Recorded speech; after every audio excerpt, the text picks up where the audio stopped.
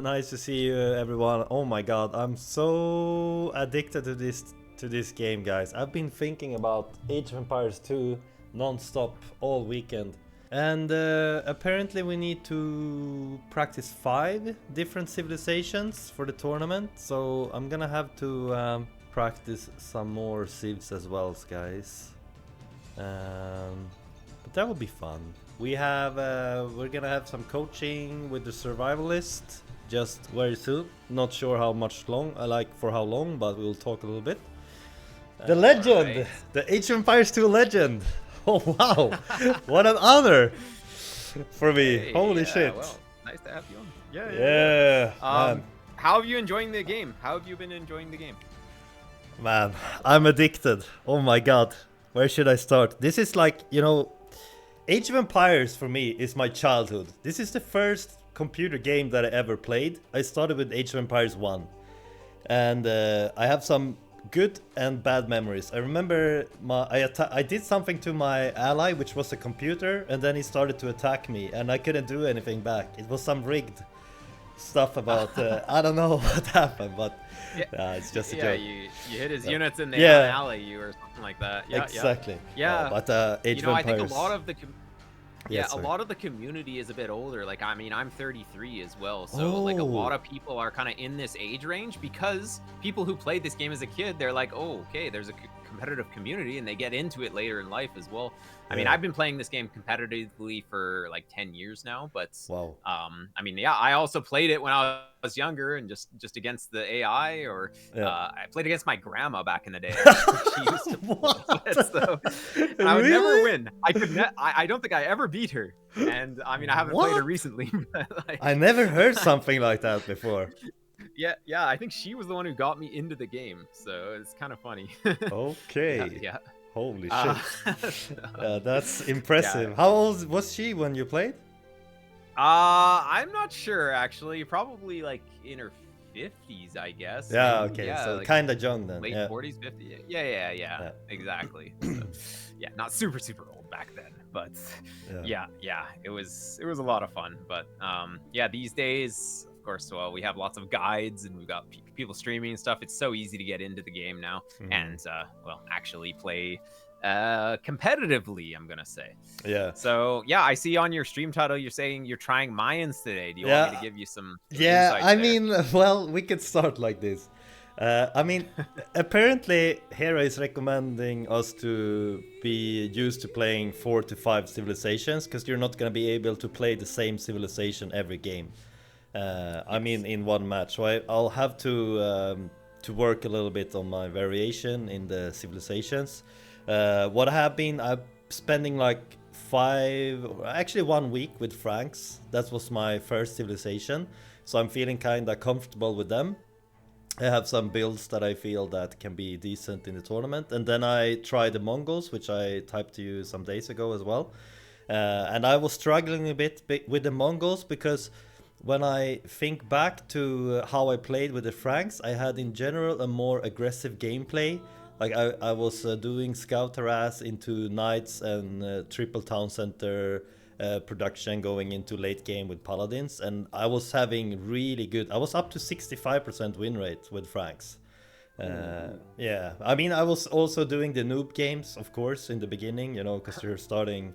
Yeah, but then I did Mongols when I was almost 1300, and I see that Mongols, like their production because my goal was to try to get to the Mongol dice, and they were producing so slow, and also I think I messed up my castle placement a lot too, because I made them more aggressive, and that turned out like the enemy sniped them and I couldn't really produce. So I ended up with not having enough army.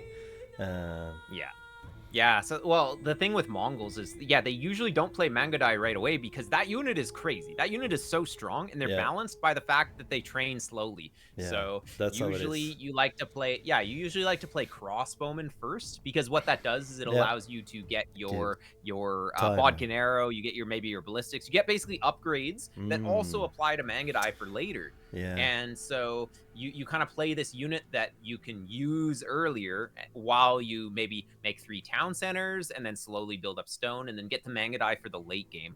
But in the mid game, if you want a unit that does basically the same thing as Mangudai, you go for cav archers, because your cavalry archers also fire faster. So it's like if you go straight to Mangudai, Mangudai have a little bit more attack bonus against siege, which is okay, but it's not really a unit you start with a lot of the time with that civ. And so Mongols are a little bit more timing based than Franks, because the Mongols, their eco bonuses at the start of the game with the hunt, so they hunt faster, which allows you to get up to feudal age faster. So you want to always be the one going aggressive with Mongols first. But the thing is, if you don't do damage, you have no long-term eco bonus. So I mean, Franks don't really have a long-term eco bonus either. It's just that they get free horse collar, so their farms are gonna come out with lots of food at the start, and they have that extra berry bonus at the start, which helps them a little bit. So that it's kind of, it feels a little more long-term for Franks compared to Mongols. But Mongols really, their only eco bonuses at the start of the game, and then they have nothing. So you have to really snowball from the early game with Mongols, and it could be a little bit tricky. But yeah, do you know the settings? The settings, so Hera released the settings for the tournament today, or was it yesterday? Whatever. And so the maps, there's only one. There's Arabia, and then there's Arena and Fortress. And Arena and Fortress, you start with walls. So and Fortress, you start with a castle as well, by the way. So that's the regicide mode, or? Yeah, it should be. We generally play regicide for Fortress. So you'll start with a king. You gotta not let him die. I'm pretty sure that's the mode that we'll use for that. Yeah, I think I saw it in the video. I remember that. Yeah. But yeah, so like maybe first of all, is Franks better in any, like, is it better on Arabia than the other maps? Like, for me, it would be good to know if you could help me, like, which civilizations could be good depending on the map I'm playing, because that's like, for me, it's gonna save a lot of time to not go through every civilization, and then I'll just practice what you think will give me a good chance in the tournament, you know? Yeah. So we can go over what's good on Arena and Fortress, because Franks is good for Arabia for sure. Okay, good. Yeah. But for Arena and Fortress, we're gonna want to have civs that are better at booming and have a very good late game.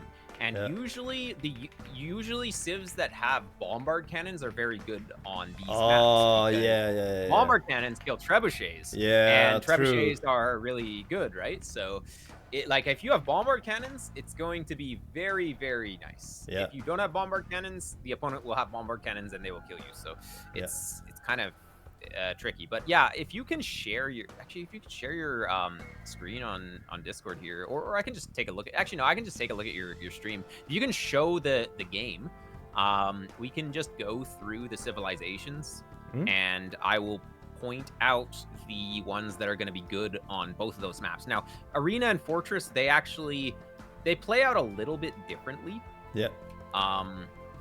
But they are fairly similar, because you start with walls, so there's not a lot of early aggression. So with Arena, the middle is there's lots of open space in the middle, but then the outsides all just have trees. So you get a little boxed in. If your opponent takes map control and puts a castle in front of your base, you're boxed in. You don't have a lot of resources to work with. Whereas on Fortress, you start with a castle, so even if the opponent puts a castle on the front, it doesn't really matter as much. There, you can expand out the sides, stuff like that. So you don't really see that many plays. So Arena, early castle age is really, really important to have some way of preventing castle drops and figuring out what you want to do against a castle drop. Whereas with Fortress, you pretty much always just add 2 town centers and you boom. So you just go boom as hard as possible. No military for a while. You might get a little bit of military out to try and take relics as well, because the relics will give you that consistent gold income. If there's no more gold on the map, then you need the relics to just not run out of gold. I mean, you will still kind of run out of gold anyways, but both maps, you're thinking about grabbing the relics, because you're behind walls at the start, so it is kind of hard to finish the game early. And so if the game goes longer, you like to have the relic advantage. So you can approach the match similarly. So then what do you think could be good civilizations to play on Arena and Fortress? If you load up the game tech tree, or load up the game, and we can just look at the civilizations. It'll be easy to sort of visualize them if I can point them out in the game. Sure. Yeah. I'm not following you. There we go. Gotta follow. Yay! There we go. Big follower right there, guys. Big applause. Let's see. But starting up. There are a few civs that are going to be better than others, and well, unfortunately, Mayans is actually not really like Mayans is a good Arabia civ, but it will not. Yeah. But man, it was just other maps. We can change that. I will listen to you. Okay. Yeah. So Franks can actually play well on Arena and Fortress. They're not really a first pick though. Like there are kind of other better civs. Yeah. So yeah. You probably want to go for different civs. Here, just 1 second. Let me just set something up here on my stream so I can take a look here. There we go. That should be good. Now we can watch you full screen. So yeah, if you show your game and we can just check all of the different civilizations, we'll just go through them. They're sorted by alphabetical order, and we can just take a look here. All of the civs there. So we'll just take a look at the civs. Yeah. And so just going through in alphabetical order. So from the top, Aztecs, not going to be good. Bengalis is okay. Berbers is okay. Bohemians is the best civilization on Arena. Oh, really? So that is like by far, it is completely busted. Okay, I never heard that. So you are either against Bohemians, or you choose Bohemians, or you ban Bohemians. That is absolute in your draft. If there's a Civ draft, there probably will be a draft where you draft and ban Civs. So Bohemians, you got to watch out for that. So let's look at their tech tree real quick. So first, mining camp technologies are free. So that's gold shaft mining and stone shaft mining, and the feudal mining techs. That's really, really strong. Your blacksmiths and universities cost less wood. So generally you go fast castle on these maps. You always go fast castle on these maps. And so you get 100 wood discount on blacksmiths. So you're already saving 100 wood there, which means you can go up really fast if you want to. The Spearman line deals plus 25% bonus damage is also very good, because you get the halberdier, so any cavalry is going to be very easy to deal with, and that'll come into play later. We'll talk about it later. Fervor and Sanctity affects villagers, so those are monk techs. Normally you get those just to increase your movement speed and HP of monks, but that affects your villagers as well. So you can make your villagers move faster, which gives them a little efficiency bonus as well, so it's quite good. Chemistry and hand cannoneer available in Castle Age. This is a big one. So chemistry is the prerequisite for bombard cannons. What? That's in normally Imperial for every Civ. Yes. So you don't get bombard cannons until Imperial. Oh, Age, but you can research on the way. Exactly, you got it. Exactly, you research it on the way up, and now you have instant bombard cannons. So most people, they have. How long is upgrade normally? It's like 110 seconds or something. It's really long. I can't remember. Maybe it's 90 seconds. It's a very long tech. Yeah, like that's so strong on this map. Yeah. It's so strong. So you reach up and you have like 2 siege workshops, and you're just starting to spam bombard cannons right from the start. Not only do they have chemistry available in Castle Age, one of their first unique tech, Wagenberg Tactics, makes gunpowder units move 15% faster. So their bombard cannons are moving faster as well. And also the hand cannoneers are moving faster. And remember, you have chemistry and hand cannoneer in Castle Age, so you can build up hand cannoneers on the way to Imp as well. So now you have some hand cannoneers already on the way to Imp. So your push is going really fast. Hussite Reforms is their next unique tech, which is not really that amazing. It just makes your monks and monastery techs basically, instead of costing gold, they just cost food, which at that stage of the game is not a big deal. Like, it sounds like it's crazy, but it's not that big of a deal. Markets work faster, doesn't really matter either as their team bonus. Exactly. And so they're unique units. Hussite Wagon. This unit doesn't require any upgrades, and it kills almost everything. It's really, really strong, unique unit to go for. Yeah, I've seen that one before. It's annoying. Yeah. What's good against that? Yeah, they're very, very strong.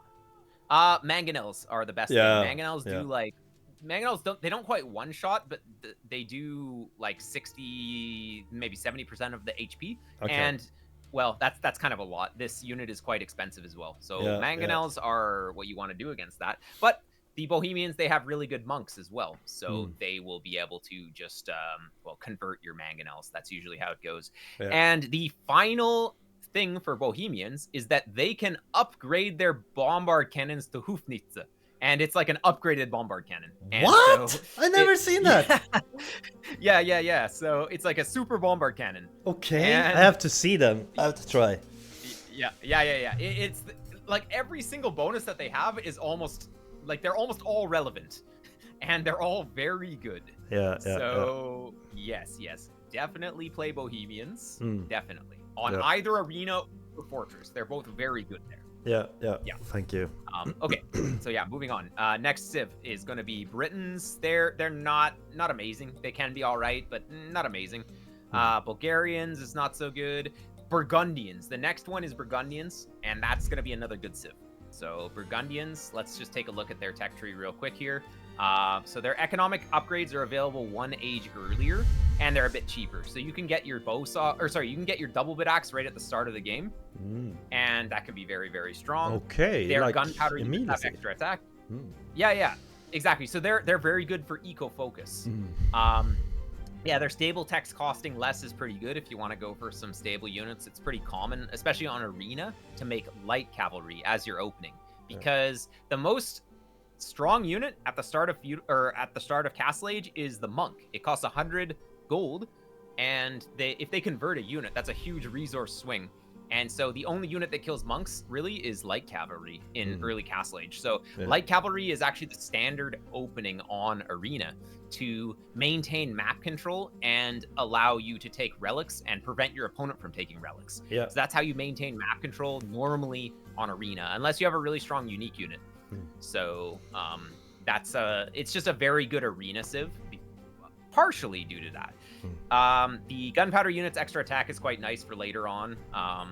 Cavalier upgrade available in Castle Age is all right. It allows you to research Cavalier in Castle Age and then go instant Paladin. On him. They also take a long time to research, I remember. Paladin feels like forever.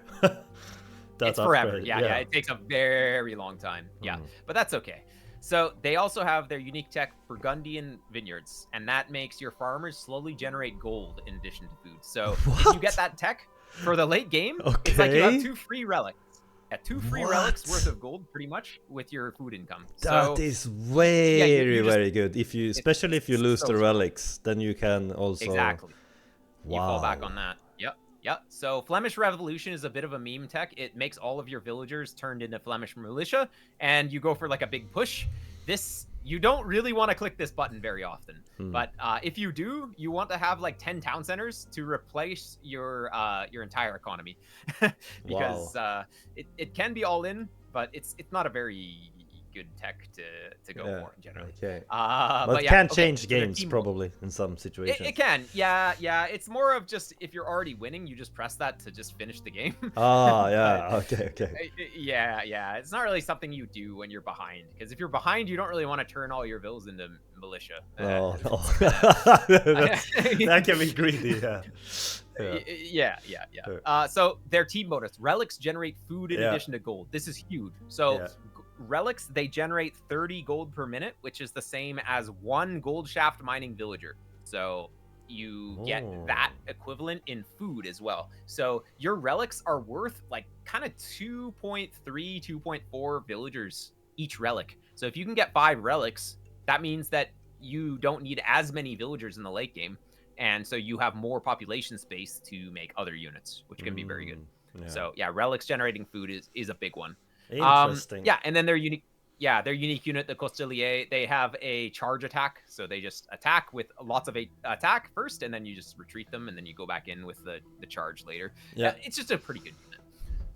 But yeah, the main thing with Burgundians is their tech tree as well. They just have a really good tech tree. They get the bombard cannons. They have really good cavalry. They have halberdiers, and just the eco upgrades being 1 age earlier, it really snowballs. Yeah. You have that early eco advantage, and it just snowballs, and you start making bombard cannons with extra attack, and it could be very strong. Yeah. So Burgundians is like pick number 2.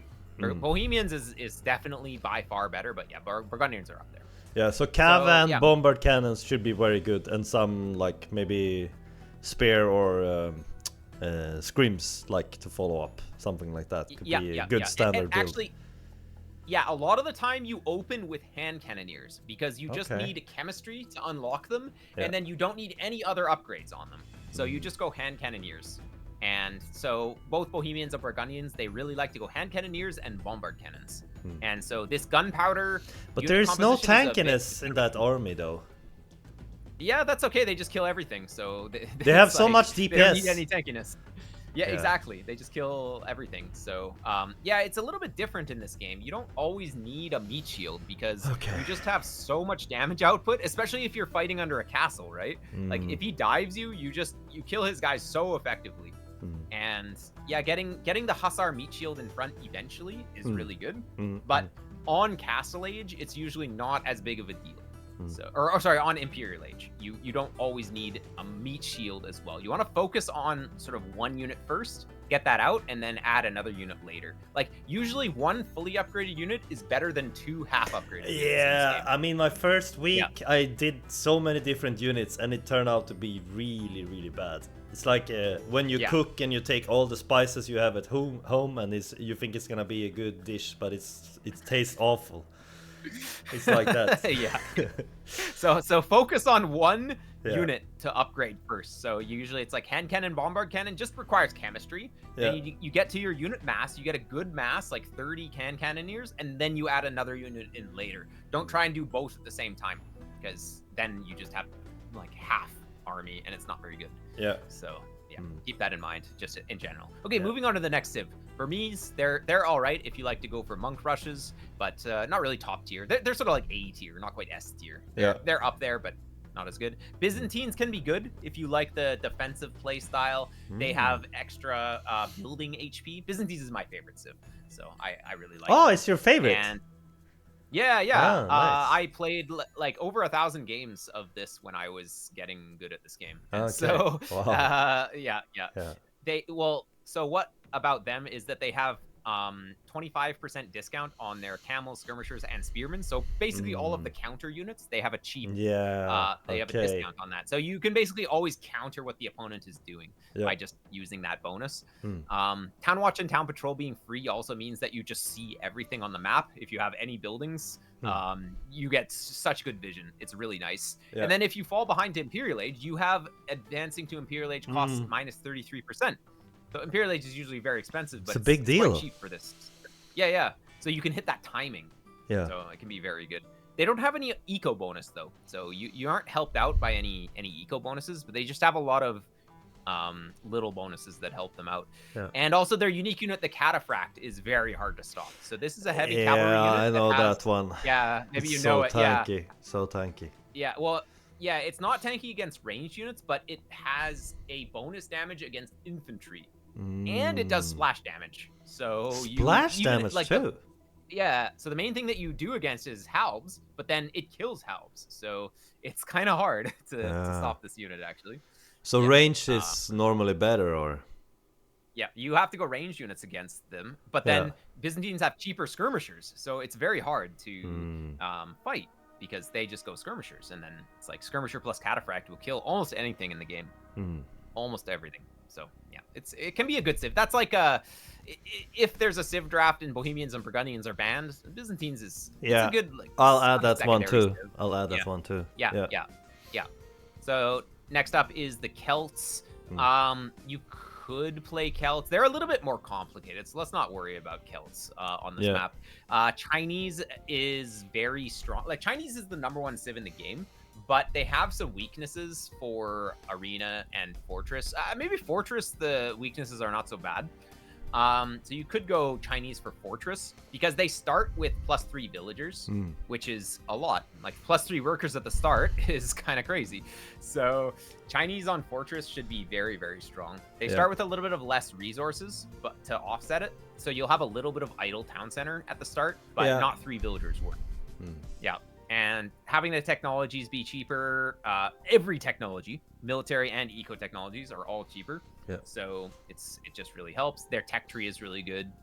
And yeah, so I would recommend Chinese for Fortress, but not for Arena, because Chinese doesn't, even though Chinese invented gunpowder in real life, they don't actually have gunpowder in this game, really. So they don't have bombard cannons, they don't have hand cannoneers. So yeah, you want to play towards their unique unit, Chukunu, plus light cavalry is usually what you go for. Yeah. Yeah. So I'll just add the Chinese for Fortress, but not optimal for Arena, right? Yeah, exactly. Good. Because you really need bombard cannons on Arena, because you just get what is it? You get stuck in a corner on Arena, whereas on Fortress you have a little bit more space to move around. And so on Arena, cavalry is not as important because you can't really raid on Arena. But on Fortress, you can still raid the outsides and stuff. So having a good cavalry can be very, very good. Yeah, I know it's a lot to go through. No. I'm just, I'm thinking about my games that I played on Arena so far. And you will not be happy when you hear this, but I don't think I played a single bombard cannon so far on Arena. Okay. Yeah, it's good. Well, now you know the secret, so now you're gonna be winning some games. Yeah, and the worst thing is I've been winning a lot on Arena. I think I didn't lose many games there, so with this addition, will definitely be better. Yeah, I mean, if you're just good at macroing, then yeah, you're just gonna win on Arena a lot against players at 1200. Like you will just have more stuff. That's what's gonna matter. But yeah. So okay, moving on to the next Civ, Cumans. This is another one that's pretty good for Arena. Not as good for Fortress, but so for Cumans, they have the second town center available, or they can make a second town center in Feudal Age. So they can just really make their economy crazy. And on Arena, it's very hard to punish because, there's a stone wall that way. So, Cumans on Arena can be very strong. You get that 2TC boom in Feudal Age going, and if your opponent goes for anything, you have an answer. It's a little more complicated to play, though, because you need to know all of the different answers. Like, if the opponent tower rushes, then you need to defend against that somehow. If the opponent goes fast castle and booms himself, then you need to go for like a castle drop yourself or go for heavy aggression.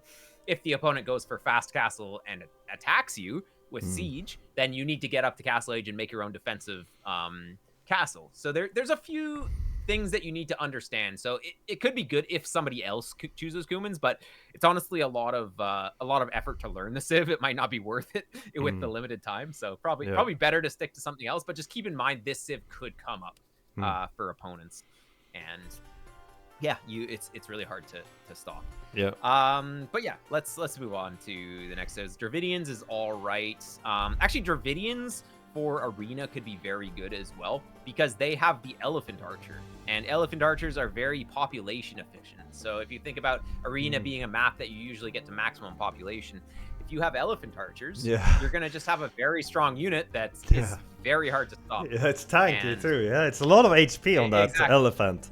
Yeah. Yes. Dravidian Elephant Archers, they fire faster as well, so they're really, really strong. Dravidians also have bombard cannons. They actually have cheaper bombard cannons because they get a bit of a discount on the wood cost, so that's pretty nice.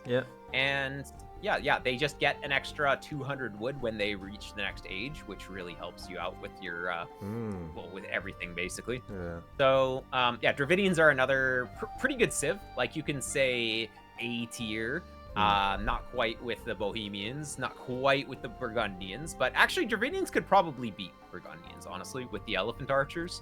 So they're up there. I would say this is another Civ that would be worth it to maybe keep in mind to learn.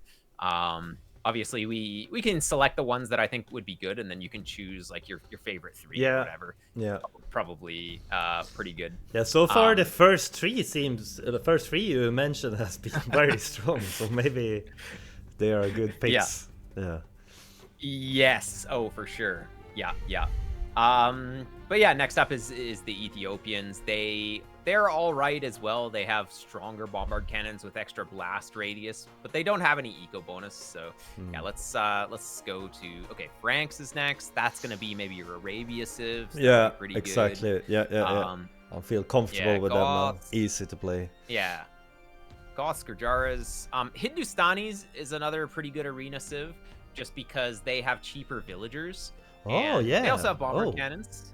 Yeah, so 23% cheaper. Wow, that's a lot. Yes.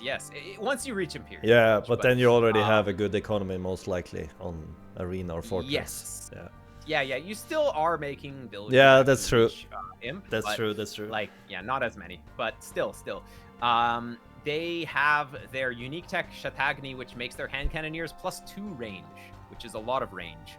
So yeah, going up to 9 range on the hand cannoneers is big, because skirmishers max out at 8 range, and skirmishers is usually a good counter. Yeah, and that's a big difference. Yeah, it can be changing a lot. Yeah, because they have so high damage too. So exactly, you can snipe enemy bombard cannons with this as well. So if you're going bombard cannon, hand cannoneer, which is very common, that's the most common unit composition that you want to get to on Arena, even on Fortress. It's just very good, at least as you're opening. Hindustanis with the extra range is crazy. Hindustani gunpowder units also have +1 melee armor and +1 pierce armor, so they're just going to be a bit tanky, which is very nice. And also Hindustanis, they have a unique tech which increases their gold income from all sources. So that's gold income from relics, that's gold income from the mines, and also it is like guilds, which is the market tech, which makes you have better prices at the market. So their Grand Trunk Road unique tech is also very, very Sorry, strong. Which one was we talking about? I was tabbing. The Hindustanis. Yeah, we were still at them. Okay, yeah, good. Yeah. So Hindustanis is another one that would be very strong. Yeah. To select. So you will probably be seeing this on people's draft, for sure. So good to know that they have those long range hand cannoneers. Yeah. And yeah. Okay, so maybe do you think they're worth to start to? I have been starting 3 now. The Bohemians, Burgundians, Byzantines, and now this seems to be. I think Hindustanis is up there with those civs, honestly. Yeah, I'll add that like one. Hindustanis might even be. Yeah, Hindustanis might even be better than Byzantines. Like, some people might rate them higher. Yeah. The extra range on the hand cannoneers is really, really good. So yeah, anyways, next up, Huns, we can ignore them. Inca, we can ignore them. Italians are pretty good as well. They have cheaper bombard cannons, but yeah, they have cheaper hand cannons as well. Like, they have cheaper gunpowder units, which can be very good, and they advance to the next age at a discount. So all of their age ups are discounted, which can be very, very strong, but they just don't feel quite as good. Oh yeah, one thing that these guys also have is the Condottiero, available at the barracks in Imperial Age. And what that unit is, it's an anti-gunpowder infantry unit. So is it the one on the horse? No, he's an infantry. He just like is a guy. So basically, if you're up against a civilization like Bohemians, which they have halberdiers to protect against cavalry, and they all also good hand cannoneers. Well, the Condottiero, he resists gunpowder, and of course, since he's an infantry unit, he's fairly good at killing halberdiers. So Italians can be a good counter gunpowder civ. They have pretty good gunpowder themselves, and then they also have the Condottiero, which kills gunpowder. So it can be sort of a good counter pick sometimes. Yeah, okay, but, so that could be a good one to remember. If the opponent picks Italians, you got to remember they have the Condottiero, and they look like they should die to hand cannons because they're just infantry, but actually they can kill hand cannons. So maybe that's one is worth writing down. Italians. What was it called, that guy again? The Condottiero. I don't know how to. So some Italian word. I will. I'm just typing something now. I have to fix that later. Yeah. There we go. You'll. I'm sure you'll. Oh, it says. Sorry, it even says there. Yeah. Con-2T. Okay. Yeah. 2 T's. Yeah. Okay. So next up, Japanese probably won't get picked. Khmer probably won't get picked as well. Koreans, yeah, probably won't get picked as well. Koreans, they have a specific, or they have a few things that are good though. Yeah. So Koreans, Tesla. they have the Yupsong Watchtower +2 range, and what that allows Koreans to do is they're the only civ in the game where their towers outrange bombard cannons. So what they can do is they can have towers to kill bombard cannons, and they have their own bombard cannons to push. And so it can actually be very hard to fight Koreans. Yeah, they put pressure with towers behind and having bombard cannons sounds very strong then. Yeah. Yeah, exactly. And they have free tower upgrades too. So they get guard tower on Castle Age and they get keep on Imp, just instant and free. So yeah, they can be quite good. But there are other civs. For this tournament, we probably won't be seeing them. It's kind of hard to use. Like, unless somebody really likes tower rushing, you probably won't see it. Yeah. So, yeah. Okay, Lithuanians. Yeah, probably won't see them as well. Magyars. Magyars can be a good one for their Hussar and Cavalry Archer combo. So they don't use gunpowder, but they use very, very strong Cavalry Archers, which have +1 attack and +1 range. So their Cavalry Archers are just crazy. You can't really kill that unit. And okay, that sounds interesting. Yeah, yeah. So if you like Cavalry Archer and Hussar combination, this civ can fight some of the best civs, actually, especially their unique units. So their Magyar Hussar unique unit has an attack bonus against siege units. So if you get just a few of those on the opponent's trebuchets to snipe them, or on the bombard cannons, you'll kill them so fast with the Magyar Hussar. And so, yeah, this civ doesn't have any eco bonuses, but they're fairly straightforward. They just like to, you can say boom, and then they want to be making Cav Archers as their imp opening. Yeah. And you can try and push with Cav Archers with trebuchets, and then you add in the Magyar Hussar after that, is usually very, very strong.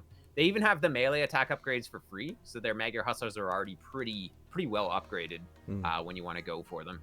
So, yeah, if you wanted to have like a non-gunpowder civ, the Magyars could be very, very good. I'll start that one too. Oh, I cannot. Yeah. Oh, no. Good. There we go. Yeah. So, okay. Cool. So next up is the Malay. They are also pretty good. They have free villagers on the next age, or sorry, not free villagers on the next age, but they have advancing to the next age 66? Is faster, which means that you create more villagers, and because you're spending less time aging up. So you basically have 2 villagers extra going into feudal age, and going into castle age, you're up to like 5 villas at that point if you've kept your TC running the whole time. Yeah. So yeah, their eco is very good. They also have bombard cannons. They don't have hand cannoneers though, but they do have bombard cannons, which can be good. Their cheap battle elephants can be quite strong, like huge discount on their battle elephants. They just don't really have any armor on them. They lack the 2nd and 3rd armor upgrades on them, so they're pretty balanced. And so you might see this civ, but yeah, maybe not quite on the same level as the other civs. This civ also has food only militia, so in very drawn out games, this civ is really dangerous. So if you are up against this civilization, you sort of want to end the game early to mid imp. If the game goes too long, it can be a little bit tricky sometimes. What's the best unit against the battle elephants? The halberdier is usually the best, because halberdier, they do like +60 versus them. So it's and also halberdiers are fairly cheap. You just need to have enough of them. So the elephants will still win one-on-one, but just trying to. So elephants are the same, like it's also like cavalry, in general, like horses. It's the same type of okay. So elephants have the cavalry armor class, and they also have the elephant armor class. So halberdiers have an attack bonus against cavalry, and they also have an attack bonus against elephants, and they stack. So that's why they take so much damage. Yeah. So in this game, the armor classes and attack bonuses are a little bit weird to get your head around, but anyways, just know that the halberdiers are very good. Okay. People are telling me in my chat that Grubby and Uthermal are playing Koreans. So we might want to talk a little bit more about the Koreans, actually. because we kind of skipped over them for a sec. Let's we could go back to them. Yeah, we'll do finish. This was very, very useful for me. So we could do the rest. Good. Let's go through the rest of the Civs right now. Yeah. Okay, cool. So Malians, you probably won't be seeing them as well. They could come up, like they're all right. They have gunpowder, but yeah, you probably won't see those. Next up is Maya. You will not see Maya. I can guarantee you will not see Maya. Mongols you might see though. Some Mongols. Yeah. Especially on Fortress. So a lot of the time, well, as I was saying earlier, Mongols, they're limited by Mangudai are slow to train. But if you start with a castle and you just start building them up earlier because you start with a castle, you can actually have a pretty good mass of Mangudai for like the time which you want to use them. When do you normally go for stone? Like if I want to make my 3 TCs first, right? And then I add more stone for the castle, or like when is a good timing to get? Yeah. So are we talking about arena or talking about the fortress? Because fortress you start with a castle, so we don't really need to go to stone. Yeah, sorry, I forgot that. Fortress is with castle, arena is no castle. Yeah. So let's say Arabia or arena, how would it look there? I guess it's very different, but they're different, but yeah. So for Arabia, if you're not playing towards your unique unit, then you like to go to stone, and you want to have your castle finished on Imperial Age, because you want to either be making trebuchets or you want to get the conscription upgrade. And you know conscription? Do you know what that does? Let me see. Conscription, is that the one that increased building time or like production? No? Yeah. So it decreases the train time of all units and upgrades, or most units and most upgrades, by 33%. Yeah, and so all Civ has this one. Yes, every Civ has this. Yeah. And it's only 150 food and 150 gold. So that's one we learn about that one, but haven't been upgrading it every game. Okay, you want to get that instant, like, so basically you have one castle and you either get conscription or trebs pretty much every single game. Oh, so it's like the first prio when I build a castle. Yes, exactly. So you really want to have your castle up. It's that important, because so if you say that hypothetically you make 4 trebuchets and then you get conscription after that. Well, if you made conscription first and then you made 4 trebuchets, they would come in at the exact same time, but you would have conscription. So, you want to get conscription first, unless you're in a trebuchet war or like a castle war where you both have castles next to each other and you just need trebuchets fast. Then you go trebuchets. But otherwise, you really want to have conscription right away once you reach up. It affects all of your unit production. Yeah, it was 33%, or what do you say? 33%. Yeah. So it's really, really good. That's a big one. Yeah, I did not research that many games, maybe 1 or 2. So back to your original point. This is why we really want to be on stone. The latest after you click to imp, send like 10 to 15 vills to your stone mines. If you're not on stone at that time, you can sometimes buy like a couple 100 stone, but you really want to have that castle up before you reach Imperial Age. And it can be really good. So normally you kind of chill a little bit on the way to imp, because you want to upgrade your units to have imp techs. So you lay off the pressure on the way to imp anyways. So what you want to do is you want to control a central hill. This is talking about Arabia. You want to control a central hill and just put a castle there usually on the way to Imperial Age. And then you can push once you get your Imperial Age upgrades. So if you're playing crossbowmen, you add in bracer. If you're playing knights, you might add in the final armor to get a push going.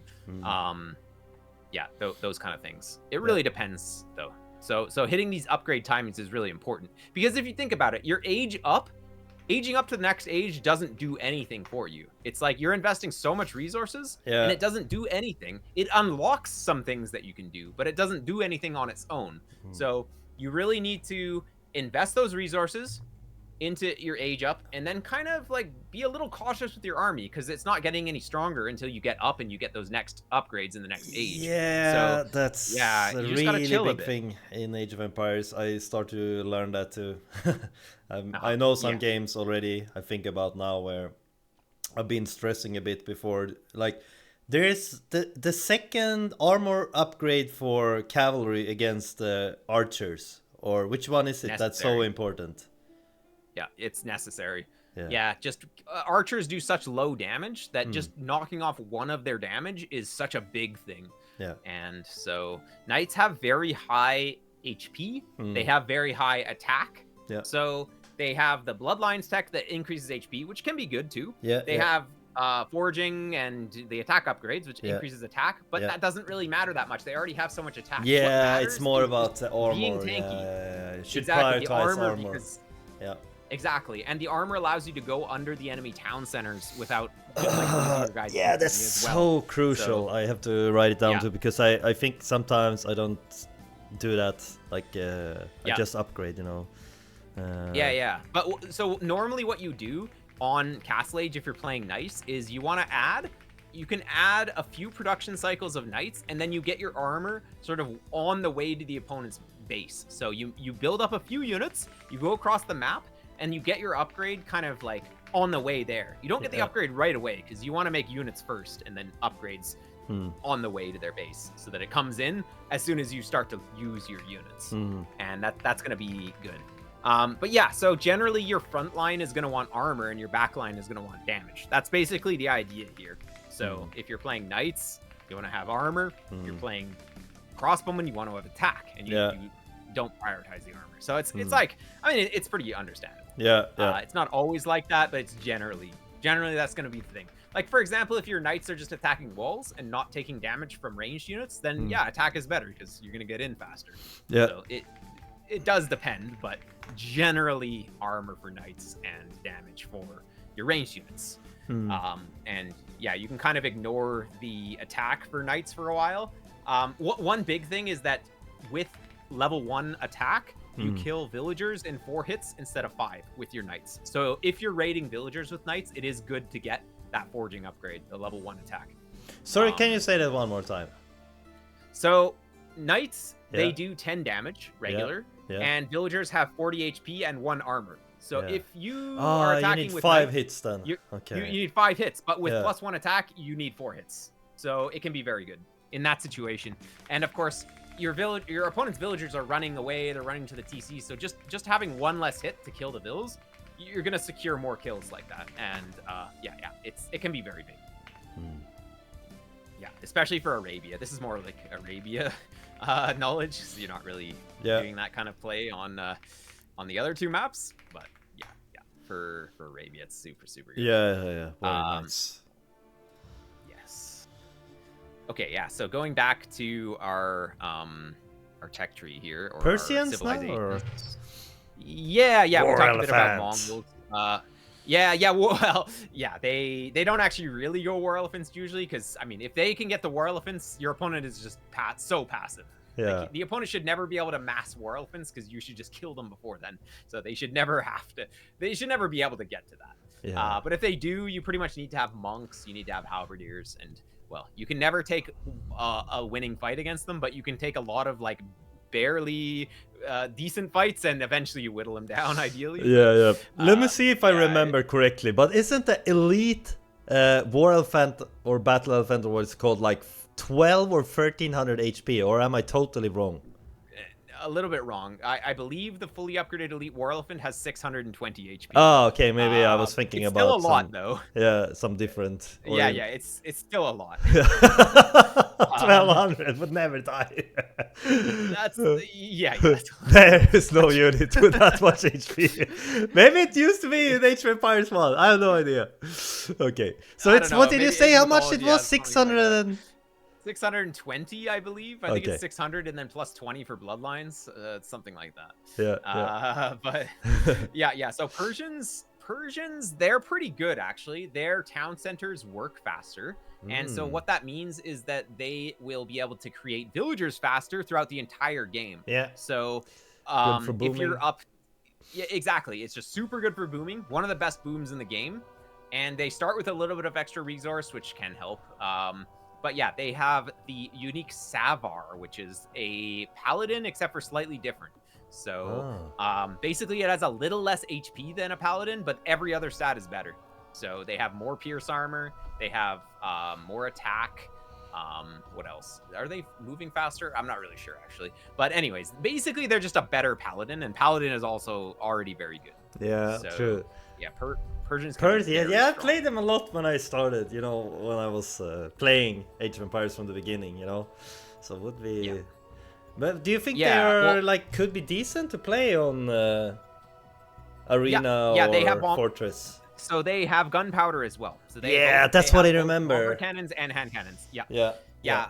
And so the only thing that they don't have is good monks. They have pretty bad monks, but for something, I mean, yeah, it's probably not going to matter too much. It sometimes hurts to not have good monks. Like not having redemption, especially to convert siege, can be a bit of a problem sometimes. But honestly, like it'll be fine if you wanted to play Persians, because Persians are great because you're just getting ahead by doing nothing. Like your town center's working faster means that you don't need to damage the opponent to get ahead in the boom.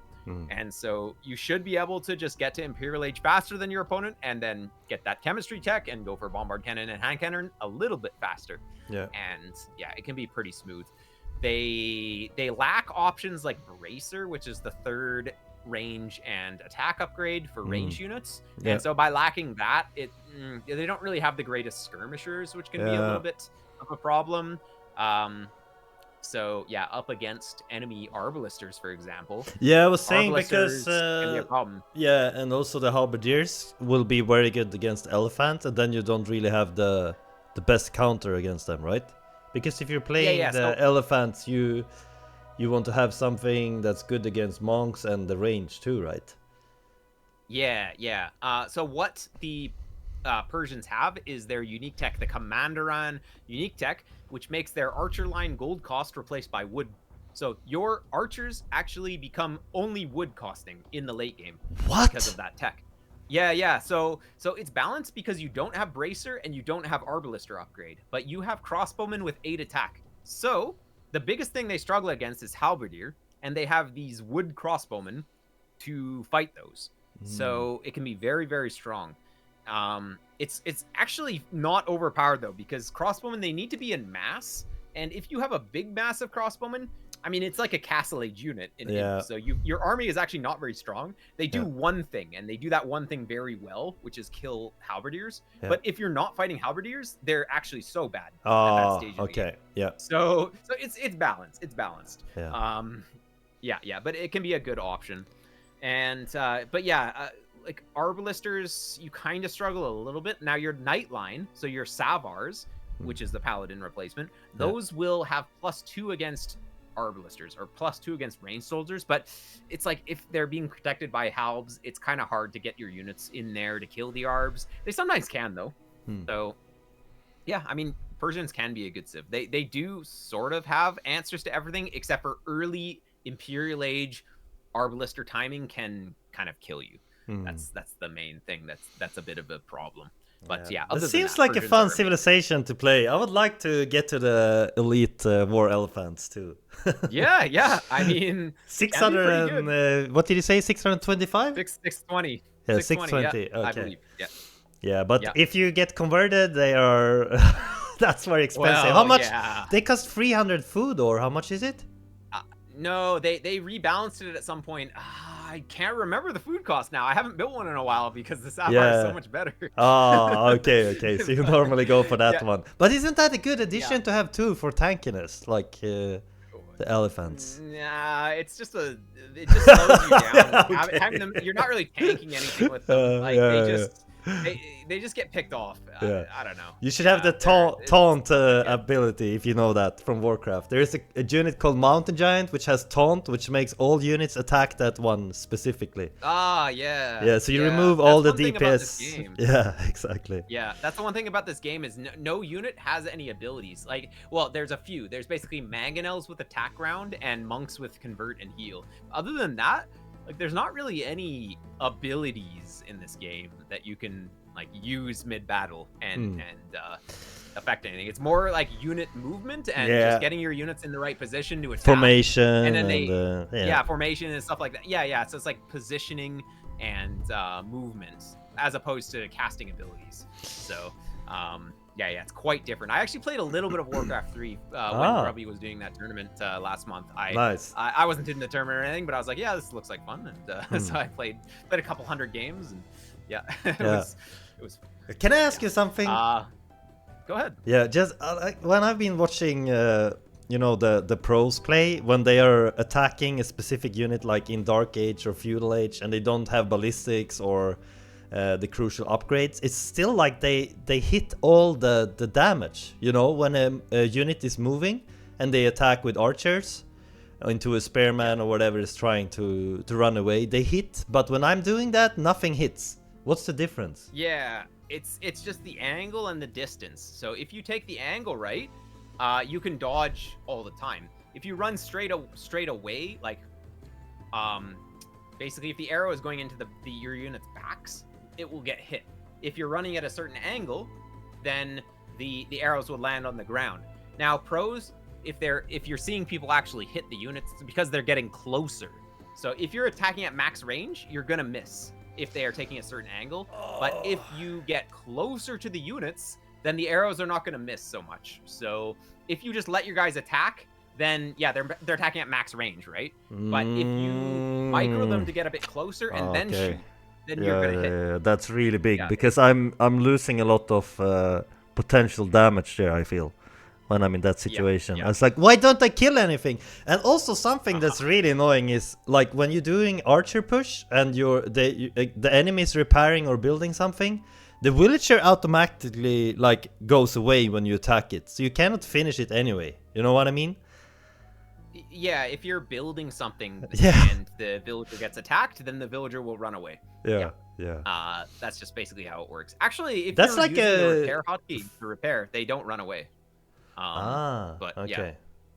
Just little things. There's a lot of little mechanics in this game that you just learn after you experience them a few times. But I can't go through every little mechanic. No. I'm just pointing out the ones that I think that I already noticed, and that can be important for me. I don't have. I mean, it's too much anyway. So it's just some things that I already noticed, that can help me from now. Totally. Okay, let's get through this. I have about 20 minutes. Yeah, so, sure, that will be perfect. Then we're finished. So poles, they have really, really good eco bonus. Their bulwark replaces the mill, and what that is if you place farms around the bulwark, it gives you instant food. So I can't remember what the level it is or like how much you get. I think it's like 10% of the farm or 10% of the maximum food of the farm or something. It's a lot. Yeah. It's a really big bonus. So that can be very strong. They basically have top tier food income. And they also have gunpowder. And they also have the winged hussar, which is like a super hussar, upgraded hussar. Yeah, I saw that one. It's really cool. Yeah, they also have splash damage on their winged hussar. Oh, okay. So not only do they have the best food economy in the game, pretty much, they have the best hussar in the game as well, which only makes costs sense. Food and has splash damage. Yeah. So they're kind of honestly busted, but so they also have another I like Cav bonus. Civs, so maybe this one could be something. Do it. Yeah, so poles, you have to spend a bit of time developing the skill to know where to place your bulwarks so that you can actually put maximum number of bulwarks around, a maximum number of farms around the bulwark, because it's only one layer of farms that you can put, and then you have to make a different bulwark to get the bonus. So it has to be close to their building. And you can only fit 8 around each. So if you place it too close to another resource, you can't place a farm there.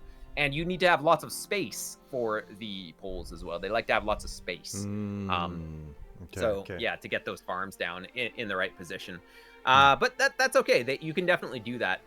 Their other eco bonus is that they generate gold when they're stone mining. So if you have 3 stone miners, it's like you have 1 gold miner as well. And so that can be very good. You can just go to stone with them to get free gold. Yeah, that's pretty good. So they're more of an arena civ. I guess you could do them on Fortress as well, but I'll top it down, arena would be very good. Yeah, they're a little bit more passive, I guess you can say, to start, because you want to get their eco going, and it takes a while to get their eco going. But yeah, if you can just not die in early Imperial Age as Poles, you can just win this. You can just win with Poles, even if you take none of the relics. Your winged hussars, they're so strong that normally most civs, their gold units tend to be stronger. With Poles, their winged hussars are so strong you don't even need to have gold. You just make winged hussar and you kill almost everything. Like the only thing that they die to, I don't know, they don't even really die to anything. They just die if the opponent has unlimited halves or something like that. Yeah. And they have +1 against ranged soldiers as well on them, so they're going to be killing Arbalisters pretty easily. Now, one thing that Poles doesn't have is the final cavalry armor, so they have less fierce armor, so they, in theory, should die to Arbalister or something like that, but they don't really, actually. You just make more, and you will flood eventually, so it's a very good unit. So yeah, Poles is really good. Okay, moving on to the next one. Portuguese is a big one. Portuguese is a big one. This is also top tier. This is like Burgundian Bohemian level. So we have to talk a little bit about Portuguese because you will see this civ. Yeah, Grubby has been playing them. I see this special unit. Is that the organ gun? Yeah. Looks very cool. Yeah. But it's slow. Very, very slow. It's slow. Yeah, it is slow, but it's kind of hard to counter this unit. The best counter to this unit is mangonels. Yeah, I saw that. The counter for Portuguese is the Portuguese just add monks and they convert your mangonels. And so, yeah, there's not really a good counter to this, at least in the earlier stages. Eventually, you can get to cavalry to kill them. So if you have mass cavalry, you can kill the organ guns eventually. But yeah, it's kind of hard. Even mass cavalry takes bad fights if you're not careful, especially if he's on a hill or something like that. But yeah, what makes Portuguese great? So basically all of their bonuses are good. Yeah. So the foragers generate wood. So when you are taking berries, you just get free wood, which is pretty nice in the early game. All units cost -20 or -20% gold. So every unit. So crossbowmen, knights, monks, mangonels, bombard cannons, hand cannoneers, all of those are -20% gold. Which is crazy. Yeah, so that is so much resource. Very big. Yeah, that's big. That's huge. Yeah. So they have a unique building called they have a unique building called the Vitoria, which generates a certain amount of every resource every second. So it takes population space. So it takes 20 population space. So if you compare the Vitoria to having 20 villagers, it's generally not population efficient. But once the map is out of gold and out of stone, it actually ends up being good. So they can be very, very strong. If the game goes on for like an hour or longer, if there's no more gold on the map, Portuguese is still good. Yeah, exactly. Yeah, so their ships having extra HP doesn't really matter for us. None of these maps have any water, so whatever. And the other bonus, like the unique tech. So circumnavigation doesn't really matter as well. It just gives you the, you can see the map. But Arquebus, this is their big one. So Arquebus, gunpowder units fire more accurately at moving targets. Now, what that is that is ballistics for gunpowder. So, you know how good ballistics is. So, this is your hand cannoneers and your organ guns and your bombard cannons, especially, having ballistics. So they hit moving targets. Yes. So suddenly, your bombard cannons can snipe enemy units. And the opponent, if they're not really looking at your bombard cannons, you just start shooting any of his guys in the back line. And say he has his own bombard cannons and he's moving. Yeah, they're dead. You just shoot and then they're dead. And unless he changes his movement, then okay. So you can still micro against it, but it's not so common. Maybe the longer the game goes, the less the chances they're gonna micro. I feel it's more about the small skirmishers. Yeah, exactly, because it's too much else going on. Yeah, okay. Yeah. So and once you get to like 8 bombard cannons with Portuguese, even if you're paying attention, you're not dodging everything. So yeah. So Portuguese, they have cheaper bombard cannons too, right? So -20% gold on them. Yeah. So it's easy to get to like 8-10 bombard cannons just in the back line, and then you've got cheap gold units as well. So you could have arbalisters, you could have organ guns. Portuguese also have halberdiers as well. So if you're thinking to go cavalry to kill the to kill the Portuguese army, they just have halberdiers, and so they're going to shut you down. So just their tech tree is very good. Oh yeah, and also I didn't even mention their team bonus. Technologies research 25% faster. That includes ecotechs, and that includes wheelbarrow. So wheelbarrow, very good ecotech, but it takes up your TC work time. So normally you get wheelbarrow at the cost of villagers. So getting that wheelbarrow tech in 25% faster means you're basically up almost an entire villager just because of that. And you just are encouraged to get wheelbarrow earlier. When do you normally get wheelbarrow? So the efficient timing to get wheelbarrow tends to be around 15 farms for most civs. So wheelbarrow affects all of your villagers, but it especially affects farmers because the +3 carry capacity just helps them to gather more food without going back to the TC, and then the movement speed helps a little bit as well. Yeah, so 15 farms is normal. So sorry, I didn't read about that upgrade. So it's +3 extra food, and what more did you say? Yeah, +3 carry capacity, and then it's like 10% movement speed buff. I'm pretty sure it's 10%. So it makes your villagers move faster as well. So yeah, and it costs around the same amount as 3 villagers. It's 175 food and 50 wood. So it's slightly more expensive than 3 villagers, and it takes 3 villagers worth of TC time. So it takes 75 seconds. Villagers take 25 seconds. So yeah, it's normally just good to get after 15 farms, because if you get it too early, then it's better to get those 3 villagers. And so in terms of total villager count, what's that's normally? Like, I guess it depends what build you're doing, but for me, maybe it's easier to, like, how many wills do I normally have when I make it, or if it's worth for me. Yeah, if you're doing knights, you're going to want to get it probably at the end of feudal age. If you're doing crossbowmen, like archers and the crossbowmen, you usually have less farms, and you get it sort of early castle age or mid castle age is usually pretty good. If you notice you don't have wheelbarrow and you're ready to go imp, like, it's way too late. Yeah. So, yeah. Just depends. Like, if you're going for food units, you want to get it earlier because you're going to want to have more farms. If you're going for archers, then you don't need as many farms. You go for later wheelbarrow normally. Yeah, so it makes more sense if I'm playing Franks probably, or can be good with Mongols too if I play Scout into Mangadai, I guess. Yeah. I mean, if you're playing Scouts, I mean, generally you're making 3 TC boom. And do you know how many villagers you need on farms to maintain each TC? Is that something you know? So how many villagers do you need farming to maintain constant villager production on your farms? Oh, I should know this. Maybe 8 to 10? No. It's 6. 6. It's actually 6. Okay. So if you have 3 town centers, you need 18 villagers on farms. So a lot of the time, if you add town centers, you really need to prioritize getting to 18 farms with your wood. Your wood spending. You're always thinking, okay, what is the next thing I'm spending on wood? So if you have 3 town centers and you have less than 18 on food, you need to get to 18 on food. Now with wheelbarrow, you only need 16 on food here. So it pushes it back a little bit. So it is definitely good if you're 3 TC booming to just get wheelbarrow around that time.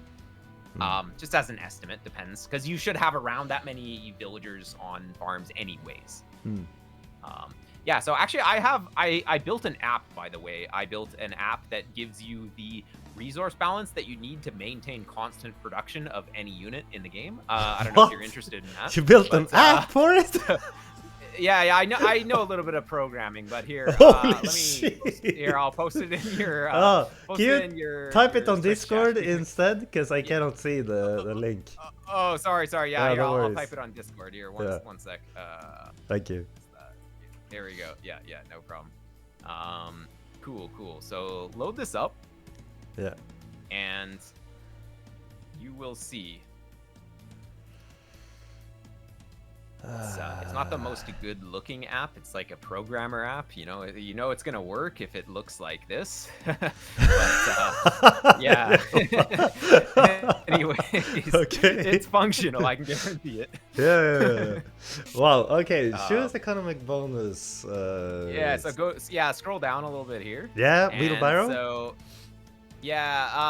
Scroll down and you will see a villager icon. So you click the villager, click to toggle unit display. So click villager, and you can go down a little bit, and you will it will show you the eco balance that you need to maintain villagers.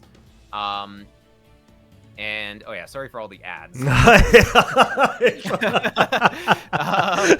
right. Yeah, they're kind of like, we should buy a new house here. Yeah. Yeah. All right. So okay. yeah, this shows that you need 6 villagers on farms to maintain villagers. And if you hover the 6, it'll show you the floating point, so like the decimal, so you can get a little bit more precise. And on the left side there's the 1. You can toggle that to like 2 or 3 for 3 TCs, and that'll just update the numbers there. And so say that you wanted to play knights as well. You can scroll up and find the knight, click the knight, and it's going to give you the food and the gold balance that you need for constant knight production. It's somewhere in here. It's up a little bit. Yeah, it's like it's organized by building, so there's like the stable is the 4th one there.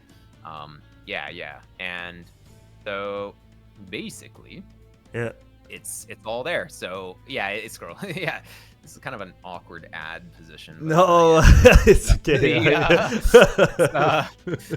Yeah, so you need 7 on gold or 6 with gold mining upgrade to maintain 1 stable knights. If you want to go two stable knights or even 3 stable knights, well, we have the power to do that by just adding another one. Yeah, this is huge for late game macro for me, because here is where I mess up a lot. Yeah, so even in Castle Age, it's pretty useful. But wait, this is for 1 stable, you say? Yeah, they're very expensive. Holy shit! I need. Okay, so normally, let's see, I'm playing like 3, 4, or let's see, like for fun here. So if I add 6. Oh wait, no, this is not the correct. How should I do, like, if I want to... Oh, sorry, it's... adding more knights? Yeah. It's just in the... Beside the knight icon down here, you can see the one on the right side. Like, the knight has its own little... Ah, there it is. Oh, right. Yeah, okay. Yeah. So let's... Okay. Wow. So yeah, and late game you have conscription stables, as well. So 23 on gold and 24 on farms. Yeah. And yeah, so you might have gold shaft mining as well. So if you scroll up, there's the gold shaft mining upgrade, and you can add that there. This is just showing gold mining, and yeah, sort of near the top there's the gold shaft mining. If you wanted to see for late game, would also have conscription as well. So in the knight profile, there's also the conscription bullet point thing or toggle that you can press, and yeah. So these are the gather rates as well in the top there. Yeah. It just shows the per second and per minute gather rates. Wow. Oh yeah, you can sort of search through which unit you want as well. And yeah, it's worth it to just if you have a unit you want to go for, like say that late game you want to know your hand cannoneer and bombard cannon constant production. Your gunpowder can be pretty good. Any ecotech, any Civs specific ecotech is also in here, and yeah, like if you untoggle the knight, it'll. Sorry. I'm starting you to have to know. go up to the top and like, you have to go up to the top and like unclick it from the selection. Oh yeah, I guess it's since you search for hand cannon, it's kind of hidden right now, but it's not. No. Not perfectly well designed. No, it's all right. Okay. Yeah, so 4 on gold for 1 archery range. And remember, you're gonna have conscription as well. So click that conscription button on the hand cannoneers, and that will make them train faster, which will mean you need more villagers on the resource. So hand cannon. There it is. Upgrades. Yeah. So yeah, because you make them 33% faster. Yeah, it makes sense. Exactly. I understand now. So it's actually Yeah. Wow, so 5 on gold for 1 archery range that's making hand cannoneers.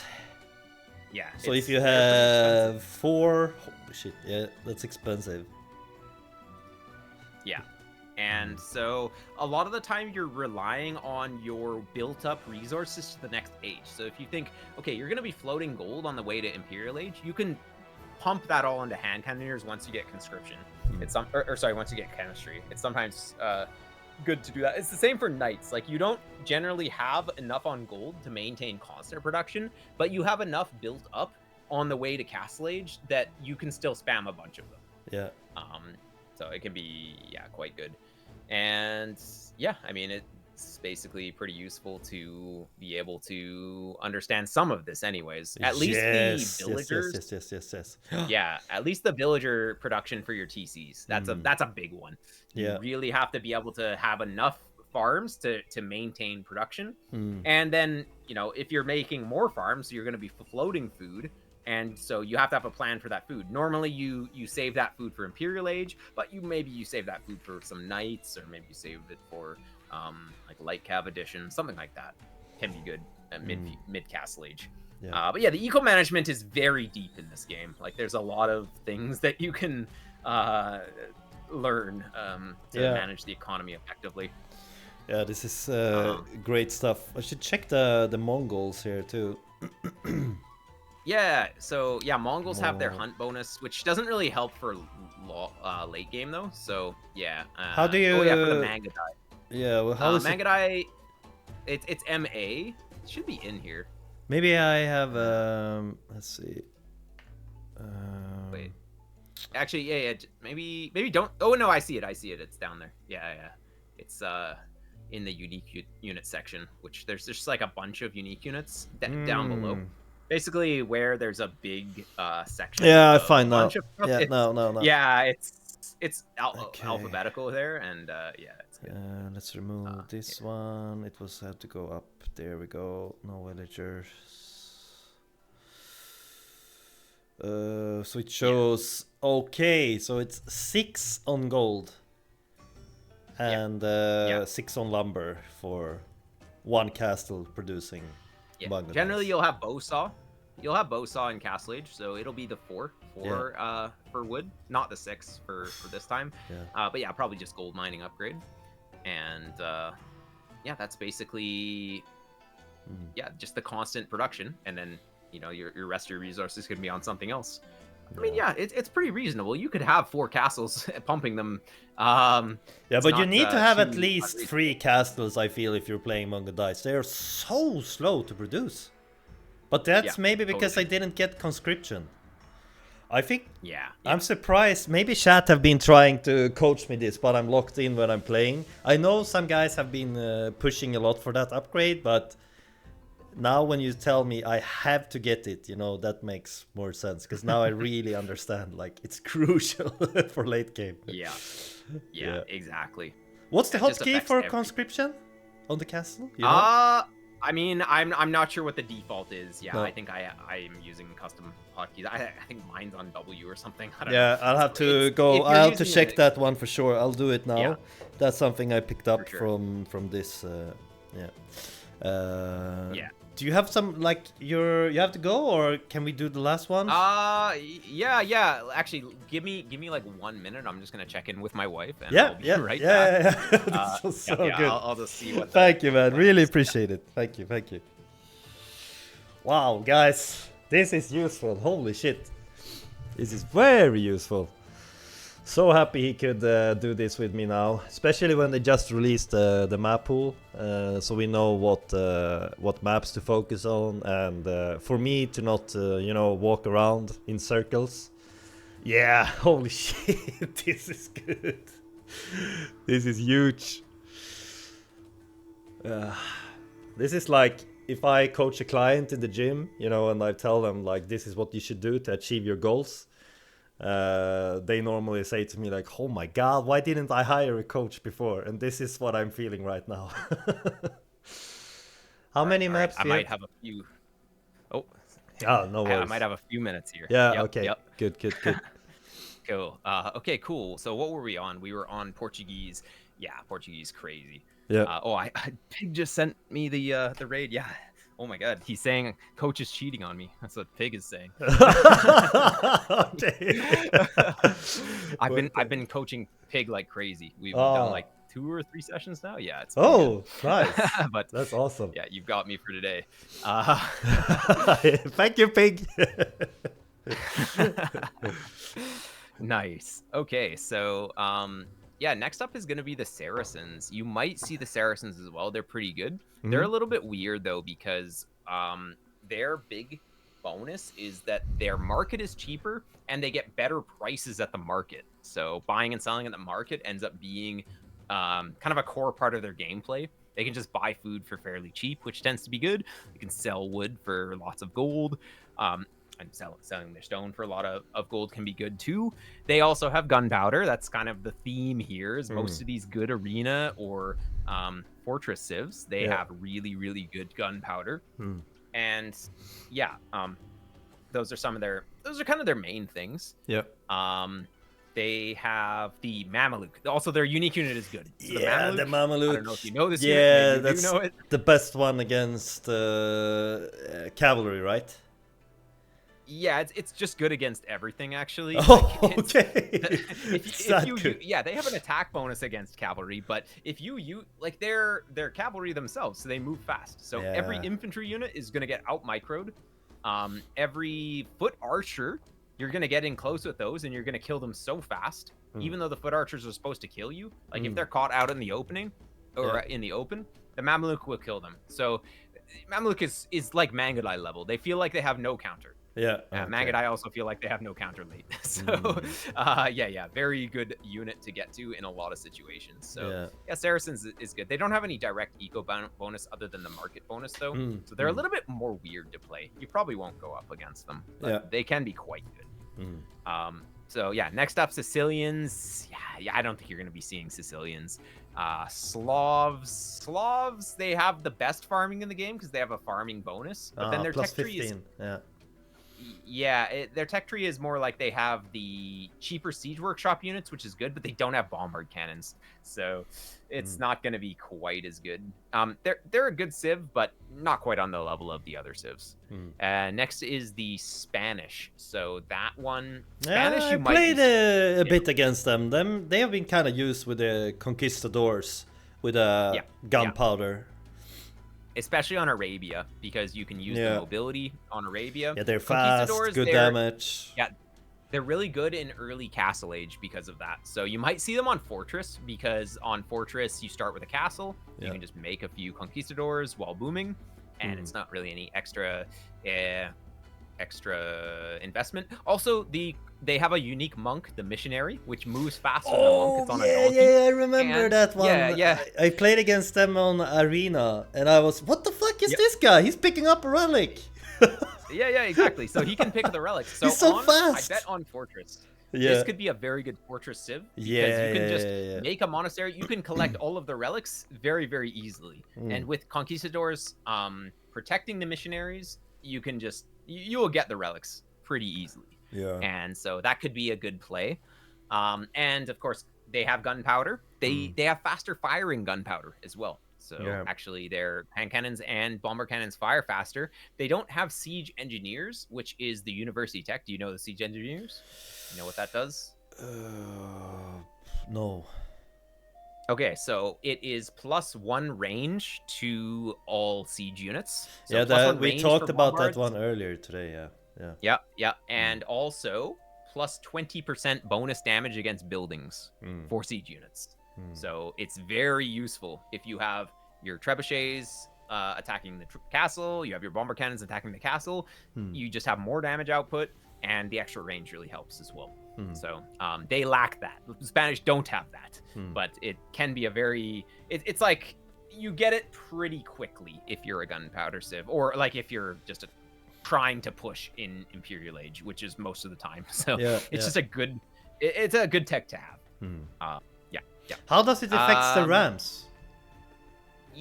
So it doesn't give them extra range, of course, but it does. That would be funny. In the air. Increase their attack. It gives you more attack. Okay. It also increases petard damage as well, a little bit. So, the one that explodes. No, I haven't used them a lot. In which scenarios are they good? I don't use them a lot either.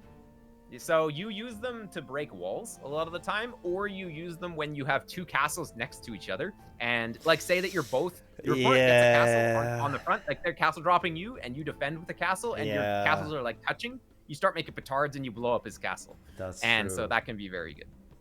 So how much damage they make? I'm not sure, but it's a lot. So you need 5 petards to kill a town center, and I believe you need 8 to kill a castle on even ground. So yeah, it's kind of a lot, but it's a play that you can make happen. You can garrison, like you can just keep the petards in your castle until you have a bunch of them, and then just go all at once. And the opponent like is looking away, and then he looks back at his castle, and it's just gone. It can be pretty common, or it can be a good play. But yeah, you don't use the petards very often. Honestly, you can use them to break the opponent's walls on arena if they're not really paying attention. You need 2 to break the stone walls. So what? You send only 2? Just two, and you break 1 section of stone wall, and you just get in, and you just flood with knights. If he doesn't have another wall behind, it's gonna be pretty good. But that's not upgraded stone walls, right? Upgraded is that's more. not fortified wall. Yeah, for fortified wall, I'm pretty actually, do you need 2 for fortified wall? Honestly, it doesn't come up enough for me to remember off the top of my head. I think it might be 3 for fortified wall though. But that comes in later. Like honestly, like if the opponent has fortified wall, then well, I mean you're. Oh man, that could have been probably knows it's coming or something. Game changer for me many times if I use the petards more often then, because many times. But if they have double wall, it's not gonna help anyway. So it's yeah, you'll get through the first layer and then you get stuck and it doesn't do anything. But on arena, they normally have only the stone wall. Sometimes they do double walling. Yeah. That's very on higher good. level we tend to we tend to have another layer of walls kind of in behind on higher level, like you work towards that with your buildings, but it's kind of you have to be really working towards that for a situation that doesn't really come up very often. So you can maybe make a play happen actually. Yeah. So anyways, that's a very good thank you. That's also can be very useful for me in some situations. Well, it does different damage to different buildings too. It does extra to stone structures. They do like less castles to and stone walls then. Exactly, like castles and walls basically. Okay. Exactly. So it's doing less to other structures. So I think I'm pretty sure you still need 2 to blow up a house. Even though house is obviously way less HP than the stone walls. So anyways, what were we on? We were on Spanish. Tatars you probably won't see.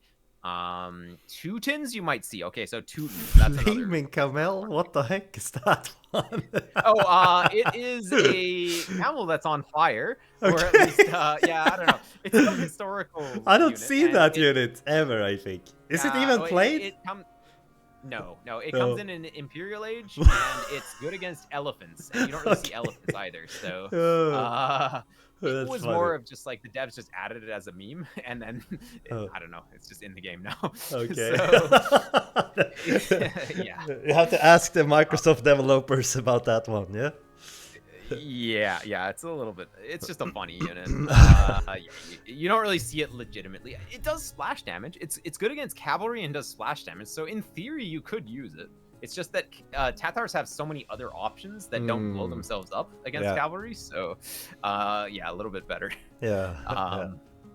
But you won't be seeing Tatars. I'm sure of it. It's just they're not quite as good on these maps. Like you might see it on Arabia or something, but there's other. Teutons. Teutons you will see. I play them quite a bit. Their Teutonic Knight is so strong when it's upgraded. I remember they never die. It is. It's so weak to ranged units. It's so good against melee and so weak to ranged. Very good against cavalry too, right? Well, cavalry is going to be melee damage, so it's going to be, Teutonic Knight have crazy melee armor, and HP, so but the Teutons, for arena and fortress, so they have farms costing 40% less. Farms are so important, as you know, and 40% less is a big number, so you can get your farm eco going very fast. You have to be really on the ball with adding farms as Teutons, because your wood piles up so fast, because they're such discounted. So you need to be really adding farms super fast. The Teutons also have their siege unit. Ironclad. Their unique text: siege weapons plus 4 melee armor. So normally you try and pick off siege units with cavalry or infantry, and so having that extra melee armor is going to really help against cavalry coming in and trying to pick you off. You also have halberdiers that have +2 melee armor in Imperial Age. So your halberdiers are very tanky in melee. So they're hard to kill.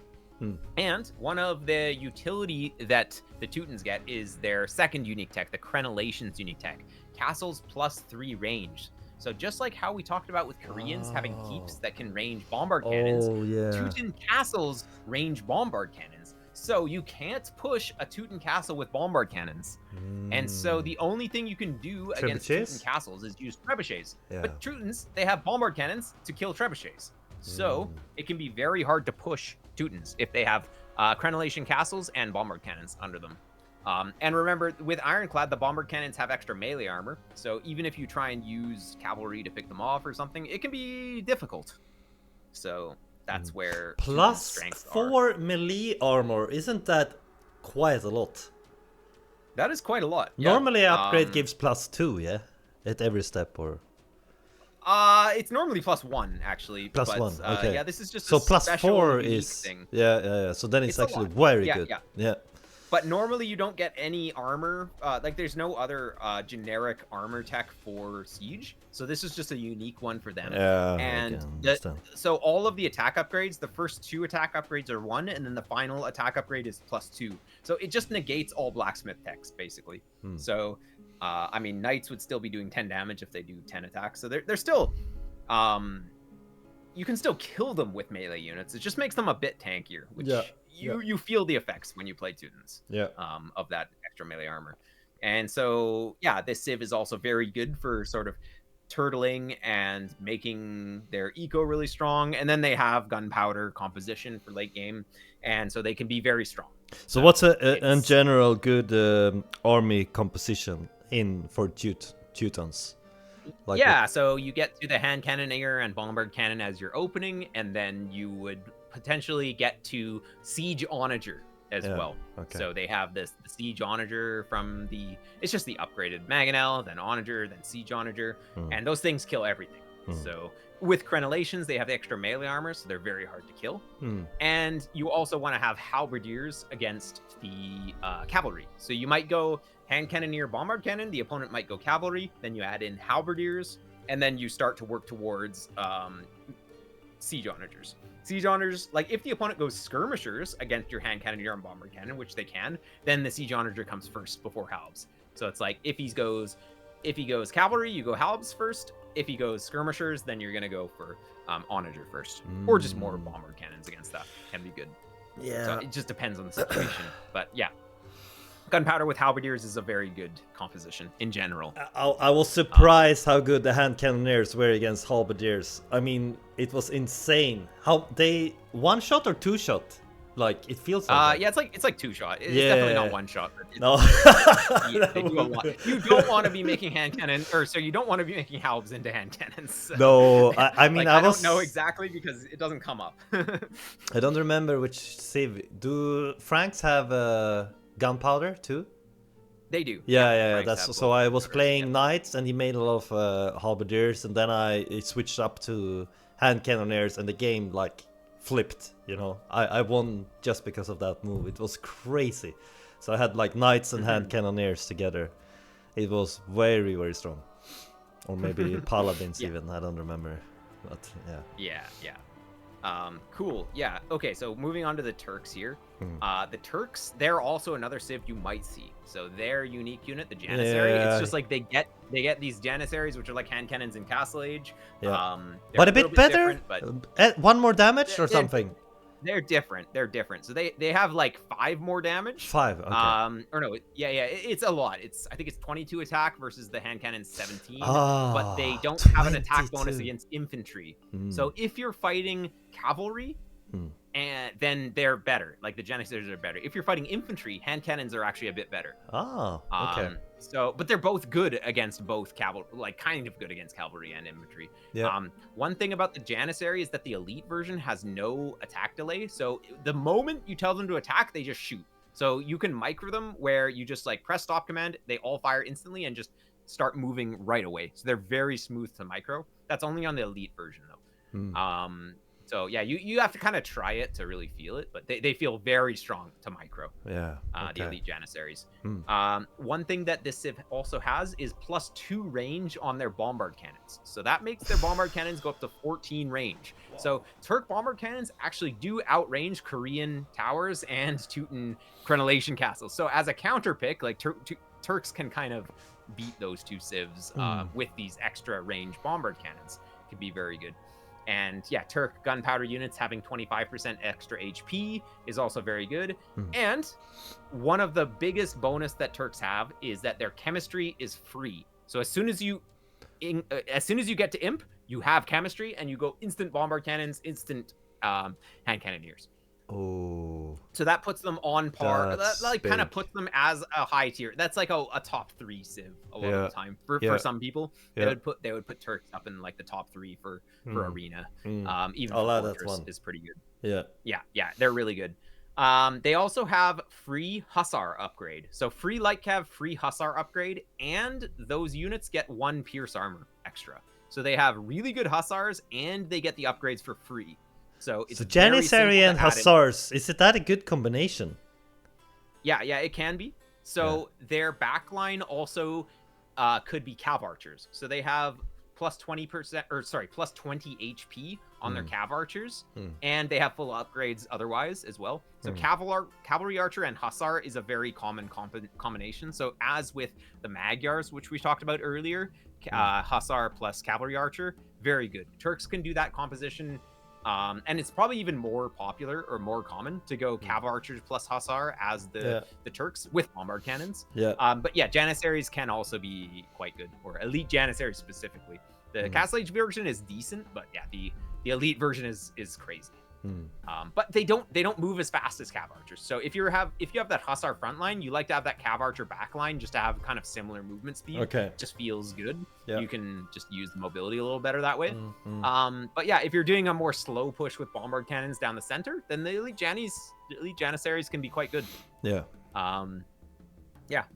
So it can be a good play. They also have free bombard tower upgrade on Imp as well, so you can make bombard towers right away. Bombard towers. It can be pretty good. Yeah, they're cool. They're so easy to dodge. Yeah, they kill everything in one hit almost, but they're so easy to dodge. Yeah, you see the cannon in the air like, woo, it's in slow motion. Yeah, it's so slow. Yeah, exactly. Yeah. So they're not as good as they feel. Yeah. Okay, looks like I have a bit more time because I think the baby went to sleep or something. So, it's it's a daughter or son? Boy or girl? Son. Yeah, he's almost 8 months now. Oh, so, wow. You have a lot to do at home then. Yeah, luckily my wife helps out a lot with that. Oh, that's nice. Yeah, you have to be a good. Oh, that's great. Have to be a good team. Yeah, exactly. Yeah, and the maternity leave in Japan is really good, so it's really easy for her to take time off. So it's no problem. Yeah, that's good. That's good. Yeah. Cool. Okay. Vietnamese next Civ. Vietnamese is also you might potentially see them because they don't have hand cannoneers, but they do have bombard cannons. They also have economic upgrades costing no wood and research faster.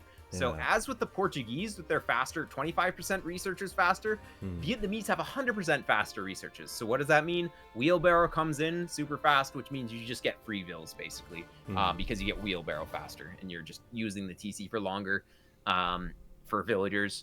And so Vietnamese, they have a few other bonuses. Their paper money bonus. So as with the Burgundians, we talked about their farms generating gold. The Vietnamese lumberjacks generate gold for the late game. So it's like you have 2 relics from your lumberjacks. I would get so much gold because I always end up with millions of wood in the late game. I don't know. It's crazy. Yeah, exactly. So, another thing about the Vietnamese is that they have conscription free. So I think you don't have to upgrade it? Yeah, I know that upgrade. Yeah. So you get that free and instant on Imperial Age. So you don't even need a castle with this Civ. You can just have that for free. You can get chemistry faster because you have conscription in already, and you just start pumping bombard cannons. It's very common for people to go for, well, gunpowder, but also arbalister. And Vietnamese have an upgrade to the elite skirmisher, which is the Imperial skirmisher. Yes, so it's like a super skirmisher. I saw that one. It's good. So good. My God, it never dies. It feels like. What's the armor? Why is it so good? Like, what's the difference from elite to Imperial? Well, okay, so they get 1 extra pierce armor. Okay. Actually, do they? I'm pretty sure they get 1 extra pierce armor. Normally, elite skirms, they take 2 damage per hit from arbalisters, but Imperial skirms, I believe, take 1 damage. Oh. They also have extra HP because of the Vietnamese bonus, like plus 20% HP. And most importantly, potentially most importantly, they have +1 attack. And what that does is that light cavalry, hussar, that unit line, they max out at 6 pierce armor, and elite skirm does 7 damage. Imperial skirm does 8 damage, so you're doing 2 damage per hit with the Imperial skirm. So you're actually able to do 2 damage per hit to cavalry. Now, you don't go for them against cavalry, but the opponent goes cavalry against them. So you're going to be fighting cavalry a lot, whether you want to or not. Yeah. And having 2 damage instead of 1 damage, it makes a huge difference here. So yeah, the Imperial skirm, it's a pretty cheap upgrade as well. So you really like to have that. You've got your Imperial skirms to counter the enemy gunpowder as well. Counter, like, you can kill bombard cannons with them, by the way. So bombard cannons, they normally take 2 damage per hit from elite skirm. With Imperial skirm, you're doing 3 damage per hit, which is still pretty good. And yeah, the skirmishers killed hand cannons as well. So we talked about how gunpowder, like hand cannon and bombard cannon, very common opening. If you open elite skirm, or sorry, Imperial skirm plus bombard cannon, we are kind of countering him, and you're able to push with your bombard cannons. So that can be a good sort of defensive or counter play, you can say. Yeah, that's very good. And with conscription free on Imp, you're just training your units faster at that critical moment where you're both like finishing your boom, getting your Imperial Age units going. You just have more guys and you have the counter units. So you can sometimes just push really, really fast. The Vietnamese also have battle elephants. So some of these civs have access to battle elephants. So very population efficient unit. And the Vietnamese have plus 100 HP on their battle elephants with the Chatras tech. So they go up to 420 HP on their elite battle elephants. And those are very tanky. They just, as a frontline unit, those are actual tanks. And so, yeah, you just, at some point, you just send them in and you just kind of win games. If the opponent's not prepared, if they don't have halberdier, even if they have halberdier, you just have so much HP, you just kill them. That can be a good game-winning move, along with the bombard cannon. So yeah, Vietnamese is another really, really good civ here. For the arena and fortress type maps. They're so good. Basically, most of these civs are good at booming and also have a good late game arm. And that's sort of the theme here. This civilization definitely seems something we could play too. Yeah, for sure. Especially if you like archery range units. They're very strong. Okay, so moving on to the Vikings. You probably won't see the Vikings. They can be good, but nah, you won't see them. They don't have gunpowder. They have. You played Vikings now? Was that on purpose or? I play random civ, but I like Vikings. I'm actually a big fan of Vikings. Vikings have won me some tournament games. Actually, I remember 2 times when Vikings have won me some pretty important tournament games. And yeah, I like them. But they're not like a standard civ. You're not going to see these on Arena or Fortress. No, it seems like Atriok, one of the streamers, he have been playing Vikings a lot. I saw him on Hera's video as well. He even had a Viking hat on him, So he's definitely gonna play the Vikings. So we will see them most likely. Okay. I mean, if you're up against the Vikings, they don't have gunpowder, and they're very weak. That's they have the berserks. So if you have bombard cannon plus hand cannoneer, the only thing that they can really do there, they can make arbalisters, but the bombard cannons can kind of deal with that. If he goes berserks and rams, then that's also a pretty good play for them. If you have bombard cannons, the bombard cannon does melee damage, which will kill the rams, ideally. And then the hand cannons, once the berserks pop out, the hand cannons will just kill the berserks. You can get a little bit out microed if you try and go up against the berserks and rams, so it can be a little bit tricky. But the micro required to make this work is not very intuitive, and yeah, you'd need to like really focus on the micro. I don't think we're going to be seeing like super good micro from this. So just what are you saying?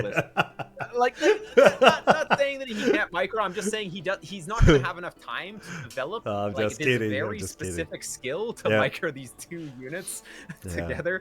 Yeah, it's really weird. Have you seen how Grubby is microing sometimes when he's I still remember one move where he killed a villager in front of the town center. He had 1 scout blocking the villager and 2 man-at-arms attacking the villager. It was crazy how he moved the scout to kill that villager. I mean, it's on 1600, but 1600 is pretty good, I understood. Yeah, 1600. I mean, usually 1600 means that you're pretty good at one thing and just like not very good at some things. You're not very well balanced. Like that's usually how it is. So, you might micro nerd, but then like the eco management falls behind. Yeah, that's usually what it is. You know what? I mean, if you're good at everything, you're gonna improve, right? Yeah. You know what's so interesting about this, guys, is that now I'm talking to the viewers as well. Is that Warcraft 3 and Age of Empires 2 has the similar elo like ratings, because in Warcraft the peak is like 3000 and it seems to be the same in Age of Empires 2. And I wonder if the MMR or the elo is similar, because let's say I'm like 2400 2500 in Warcraft 3 but the peak is 3000. I wonder if it's a bit similar in Age of Empires. Yeah. I mean, probably because what's the starting elo in I think it's 1500, but normally you go down to like 1000 or you normally because our starting is 1000, so I'm not sure how it affects it, but I mean, top 100 here is like 2420 or something. Yeah, right I was now. just gonna ask that. Yeah. So so pro level is like 2400 and above, or 2500. Yeah, exactly. So yeah, the front runners, those top like 10 or whatever, they might go up to 3000, but like the most of the top 100 are going to be sort of between 2400 and 2700, you can say, and then there's a few guys that go so actually because they just never get beaten. So if we get, I'm not sure it will happen, but maybe Grubby or Euphemal, if they get to like 2000, that's incredible, right? It's really hard to get there. That would be incredible. Yeah. In such a short period of time, that would be very, very crazy. I would love to see it though. We'll see. It's just this game has so much depth. Like we've been spending over an hour just talking about don't tell me that. And we're talking about specifically like arena and fortress focus as well. Like we haven't even been chatting about Arabia, and we've been skipping more than half the Civs as well. I know. And speaking of Civs, it seems I haven't looked up some of my civilizations. Is that because I'm having the wrong version of Age of Empires too? You didn't pay Microsoft enough money. That's what that means. Okay, so I have to fix that immediately then. Civs. Sorry, Microsoft. Well, so all the ones that you have locked are just there's 3. No, that looks like 4. No, 3 DLCs. 3 DLCs. There's the Chinese one, there's the Armenian Georgian one, and then there's the South American one. So there's 3 DLCs that will unlock those other Civs. And I mean, since they're DLC Civs, they're all pretty strong. For Arena, you probably won't be seeing too many of them though, like Arena Fortress. Okay. The other Civs that we've already pointed out tend to be a little bit more popular, I guess you can say, as picks. But there are a few to watch out for. The Georgians, the Wei, those probably those 2. Georgians and Wei are probably the only 2. Maybe Armenians as well for Arena. But other than those, I think the other Civs are not really, probably won't see them. I'm gonna lock them up anyway, but or you could share if you want to, like if you think it's worth to go through them a little bit too. We could watch your screen. I mean, but it's probably fine. You can still see all of the tech trees. I can now. Sorry. But then it's fine. Then we can just check real quick. Sure. Yeah, sure. So Armenians, they have their mule carts costing less. So mule cart is, played against them. You can drop most other resources in them. Yep. And so you can drop like wood and gold and all that. So they get those for cheaper. Their technologies from them are cheaper or more effective. So their double bit axe is just like a super double bit axe. Their gold mining upgrade, super gold mining. So they just get a little bit more benefit from their eco-techs, basically. So that's why their eco is really good. So they get drop off for cheaper and more effective eco-techs. They also have their spear and militia line upgrades 1 age earlier. So you can get halberdier in the castle age. And you can get champion in the castle age if you want to. So they can be very good for all in castle age plays. That was one of my early games that I played on. What's that map now? Where you have you start in the middle, like in a circle, and there is a lot of wood, and then the base. Border dispute. Yeah, I think it was that one. Yeah. Yeah. And you cannot wall off the base too, and he came very early with the.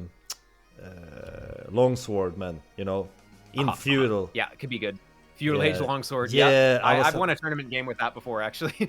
Yeah, he was super all in though, and I managed to hold on, and then I got some scouts and then knights later, so I actually managed to turn it around because he was he was also building towers as well. Yeah. So it was annoying. I mean, it's just you have 8 range on the towers. Nothing else is going to range that, so it's just really good for getting through walls, especially, and just covering ground. Yeah. And with longsword, it's not like you can really kill the vills if they're being protected by longswords. So, it's a good play. Tower rush is just pretty legitimate. And it doesn't feel cheesy in this game. Like Tower rush is good, but it doesn't feel like, oh, this guy is cheesing me or something. No, you always have a play against it. Yeah, it's it's like standard, right? Yeah. It's just another strategy that you can do in this game. Yeah, the town center rush seems like a cheese or. That's cheese. Cheese. It's not good though. On a high level, like you stop it 100% of the time if you know how to stop it. So yeah. You just ignore it. You let your TC go down, and you rebuild somewhere else. And he's just invested so much into killing your TC, and it's not really worth it. Yeah. But anyways, we don't have to get too into that. That's like not important. No. So Georgians next, or? So, no, sorry. Armenians have a little bit more stuff we got to talk about. So they have the Georgians and Armenians. They are both from the same DLC, so they both have mule carts. But Armenians, when they make their fortified church, which is their monastery replacement, you can garrison villagers in it to fire arrows. But Armenians gets a free relic that comes with their first church. And also, they can train the unit called the Warrior Priest, which is kind of like it's like a monk and swordsman hybrid somewhat. So you can go pick up relics with the Warrior Priest, and the Warrior Priest can just fight things as well. So you're gonna get all of the relics for free as the Armenians, because you just get that fortified church, and you just start making the Warrior Priest and just go bring in the relics. If he has units, you just kill his units with the Warrior Priest because they're very strong. So yeah, it can be a very good civ to go for. Now, they have a bit of holes in their tech tree for late game. They don't have any gunpowder. They don't have bombard cannons. So they can be fairly weak to things like skirmishers or even onagers, especially. The onagers really, really kill this civ. Onager plus halb, and it's going to be very, very hard to fight that. You have champions that have 100 HP with the Armenians, so that can be very good. But yeah, they can be beaten by onagers and skirmishers late game usually. But yeah, Armenians, they get themselves started. They get themselves off to a very good start, just because of the mule cart technologies being better, or like the eco techs are better, cheaper mule carts, and then getting all the relics with the warrior priests can be very good. But yeah, you probably won't see them, honestly. You're more likely to see Georgians. So let's move on to the Georgians here. Georgians, they have functionally a 10% eco bonus on every single villager that they have. If they get a church around every villager that they have, 10% work rate bonus on everything. It's honestly way too strong, but that's just how it is. And so yeah, 10% work rate on everything if they're within the radius of a church. So you have to be able to set up your map so that you can cover more villagers with your initial churches. Like, you can usually afford 1 or maybe 2 on Castle Age, and it'll just really help your economy boom really hard.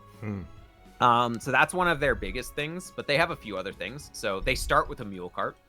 So that's really amazing. Just starting with the drop-off point. Yeah, it's like a free mine camp or lumber camp, right? Exactly, but better because it can move. It can move to save anything. A lot of like you can resources. take one resource, take a different resource. And importantly, especially on a map like Arabia, you can scout with it at the start. And so you get a little bit more scouting information, and it can be pretty good.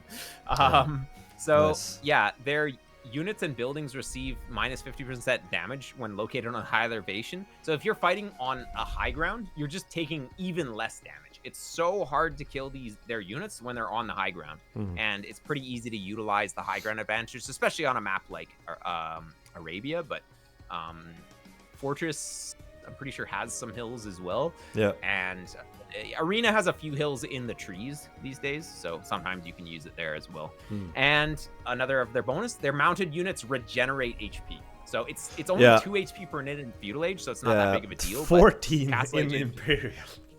Yeah, it's crazy. So they're called a defensive and cavalry civilization, but honestly, this civ just plays cavalry archers because they take less damage on high ground. Cavalry archers have mobility, so they can take the high ground, and they regenerate. So, they might take a few hits because they just take a few hits here and there, and then they just regenerate. And they just are so strong to play cavalry archers. So that's sort of their standard is cavalry archers and booming. Yeah. And so they boom with cav archers. They have 2 unique techs which are both pretty good. The Savan Towers makes their watchtower line deal pass-through damage. So your towers are now doing like kind of, like the Scorpion, it fires in a straight line. Yeah. It does like that kind of thing. Your towers all do that now with the Spawn Towers. So very, very good. And fortifications pass through damage. Pass through damage. So we have different kinds of splash in this game. Sometimes like trample damage, which is sort of around the unit. Sometimes in a cone shape in front of the unit. Sometimes like in a line like this. What's a Mangonel? Mangonel is just like what is it? What do they even call it in this game? It's like blast radius or like blast damage or something. We still just call it splash damage. Is there anywhere you can see the different area of effect? Like the different output, like to see in a circle or something? Like to understand. I don't think we have any. Yeah, I don't think we actually have any mods or visuals or anything. You just have to set it up in the scenario editor, and you just can make a bunch of units packed together, and you can kind of just see visually. Because also you said like the Hussars, the elite, I don't remember what was called that one. Yeah, the winged Hussar from Poles. Yeah, and how many units does it affect if it's splash? Like, well, it depends on how tightly packed they are. Yeah, so that's what I'm. You can have 100 units on one tile if you do it right, and so you're gonna splash all of those units if they're packed together. So it's not the limit there. Exactly. So you can just put unlimited units. Yeah. So Mangonel shot could kill like 100 units, even if they are in that area. Okay. I will show you. I'll share my screen on Discord, and I will just show you. Here. Because in Warcraft 3 you cannot put all the units. It will, they block each other, so you're not gonna be able to kill an entire army. Maybe that's what's cool too, because it can be very deciding sometimes when you get a good Mangonel shot. You can change the game around, right? I've seen that sometimes. Yeah. Exactly. So I'm sharing my screen on Discord. You can kind of take a look, and I will here we go. I will show just demonstrate. Should I watch your stream or? Yeah, I mean whichever. I'm sharing on Discord, so it'll be with no lag. But so basically, in this game, if you have say that you have some units. One second here. Okay, now I think we see. Yeah, so you can get your units really stacked pretty easily. So if you have a bunch of units and you put them on stand ground. So see how I'm kind of what hotkeys? Did you change that hotkey? Let's see. I have stand ground on D, and I have patrol on Q. I think these are the defaults. This is just grid. So if you like, yeah, maybe you're coming to that, but you could, if you want, like describe really simple for me how or when it could be useful to use the different positionings as well. Oh, definitely. Yeah, yeah. Here, I'll show you after I demonstrate that just splash damage is very, very good. Yeah. So if I have the 2 mangonels and he's just like stacked, we just kill that's so insane. many. So yeah, it just it doesn't kill all of them because there's a main projectile that does a lot of the damage, and then this damage tapers outwards. So like yeah, what you could do to see the effects is you can just make a bunch of units, and if you just put them in a lot of militia like this. Yeah. Just for demonstrating purposes, we can just have a bunch of units here. Yeah. And what we can do is we can attack a unit that's kind of in the middle.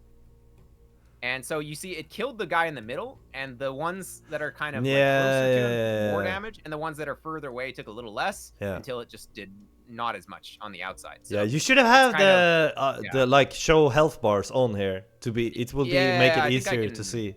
Here, let's see. I think Grubby Sing Sing is playing with that. I'm not sure if Grubby is using it, but I saw some of the guys have it. Maybe. Do you think it's good to play with that? To show automatic. I like the default. Yeah. Okay. I don't really like to have it always on. Yeah. But yeah. Oh, it kind of. Okay, maybe it doesn't save my settings when I'm in the game. Okay, well, whatever. It doesn't really matter too much. No. But yeah, I will teach you a little bit about the different formations. So yeah, there's a lot of things that you can do in this game. There's patrol, which makes them go back and forth. Yeah, like this one I know.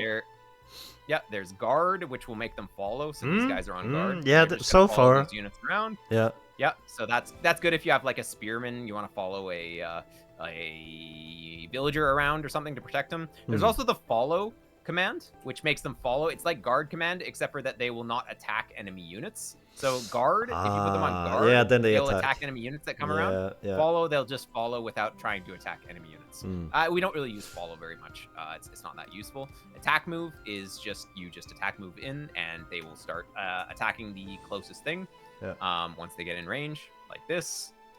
And so patrol and attack move are kind of similar. It's just that patrol makes them go back and forth, and attack move will just make them go in the one direction.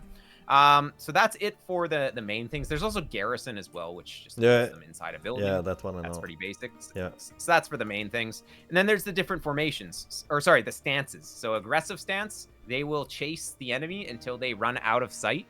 And so they'll chase forever, basically. Defensive stance, they'll chase to a certain number of tiles, so I don't know, like 20 tiles or something, then they go back to their starting location. Stand ground, they will just stand, and they'll shoot stuff that comes within range, but they won't chase. They never move.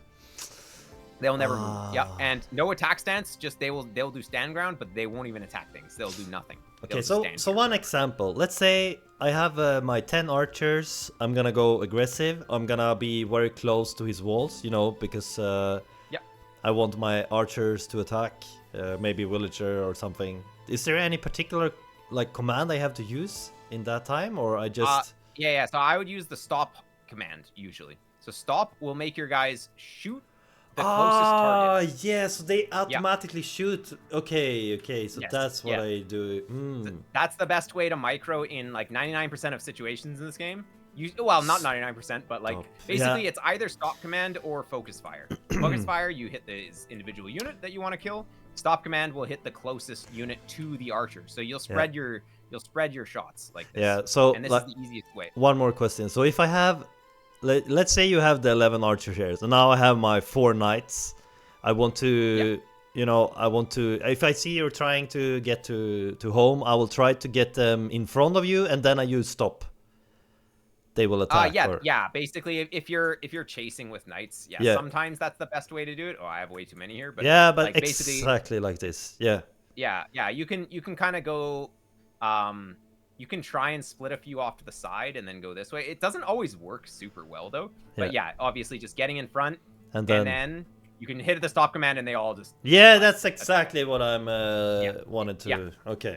Yeah. That makes sense. Exactly. That can be a very good thing to do. So it doesn't always work super well, but that's the idea. There's another thing that you can do in this game, and if you have a bunch of melee units, this was added into a recent patch like a year ago or so, or maybe. But if you go stand ground and you go patrol, your guys will actually stack on top of each other. So if you have stand ground and you patrol into a building, your guys will actually all stack on top of each other, and eventually they will all be attacking this one thing. And so you don't even need to have your guys going around or anything. It like kind of reduces the amount of skill you really need to get the concaves and stuff. Wait, so you can just get that can be really good if I'm doing my night raids. If I want to break a palisade wall, I can have more walls unless you do some weird stuff, but like houses. Yeah, but yeah, if you take an angle like this, yeah, but it's not. You can get them all attacking super fast, and so there we go. They're all just attacking this super fast, doing lots of damage. That can actually be useful in a battle as well. So say that this guy has like 24 knights and I have 20, okay, but I'm gonna patrol stack, so all my guys are going to attack at the same time, and his guys are just gonna go all over the place. And I bet the 20 guys will beat the 24 guys because. I mean, it's like I have the ultimate concave where all of my guys are attacking at the same time, and not all of his guys are attacking at the same time. So it's a little bit overpowered. It's something that definitely need to fix. But yeah, basically, pathing is completely busted. This is what people mean when they say, "Oh, pathing is broken." Is stuff like this. But I'm not gonna use this. I think this is too advanced for me, man. Yeah. But just to tell you, this is in the game, and just be aware that can happen. Okay, so back to talking about what's down here. So we have we went through all the stances. There's the formations as well. So line formation gonna be the most basic. Box formation is going to be good to keep, especially low numbers of units. If you have sorry, 1 second here. Line formation is the standard one, right? Which you always have. Yeah, that's the standard. Yeah, exactly. Yeah, exactly. Yeah, so if you have 6 units or less, they go into a 1 by whatever line. So 1 by 6 is very wide. You don't want to do that. So if you have 6 or less units, you really like to go to box formation, go 2 by 3. It's going to be much better, much tighter. So you just switch to formation to box when you have lower numbers of units. It can be very good to keep the units tighter. Okay. Yeah. So box formation, if you have, say that you have monks as well, box formation will put the monks on the inside of the formation. So sometimes you can sort of move in a formation. That's beautiful. Just like something like this. You can kind of go like this. Yeah. So you can kind of move. This is what the original developers intended. He's the MVP, the monk.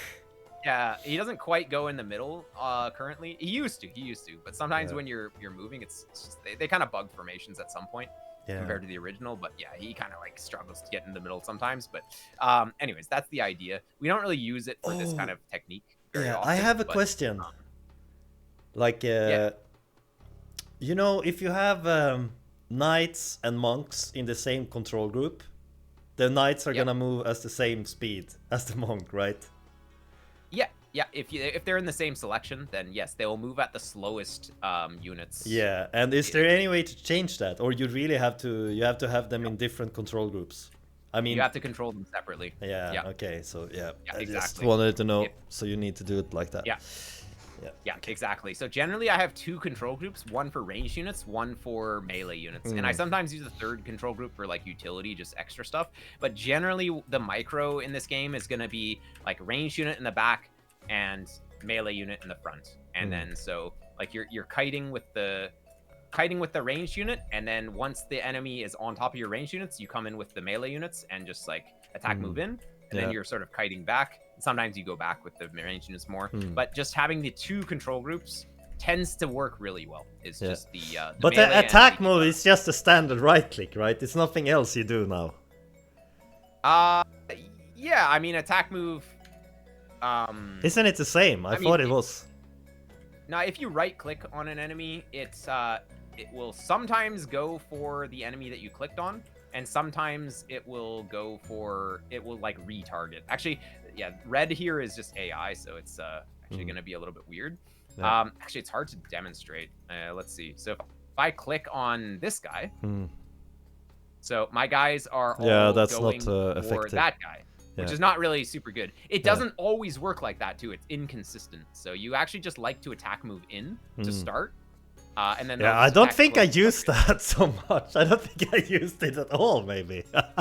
Yeah, it's really good. I thought it was automatically attack move in Age of Empires. Oh my no, God. right click just they're just stupid. Sometimes they figure it out. Look, like you right click it, and then once they bump for long enough, they'll find a target, but they're like still trying to figure it out going on that one arch right click. So yeah, right clicking in is not very good.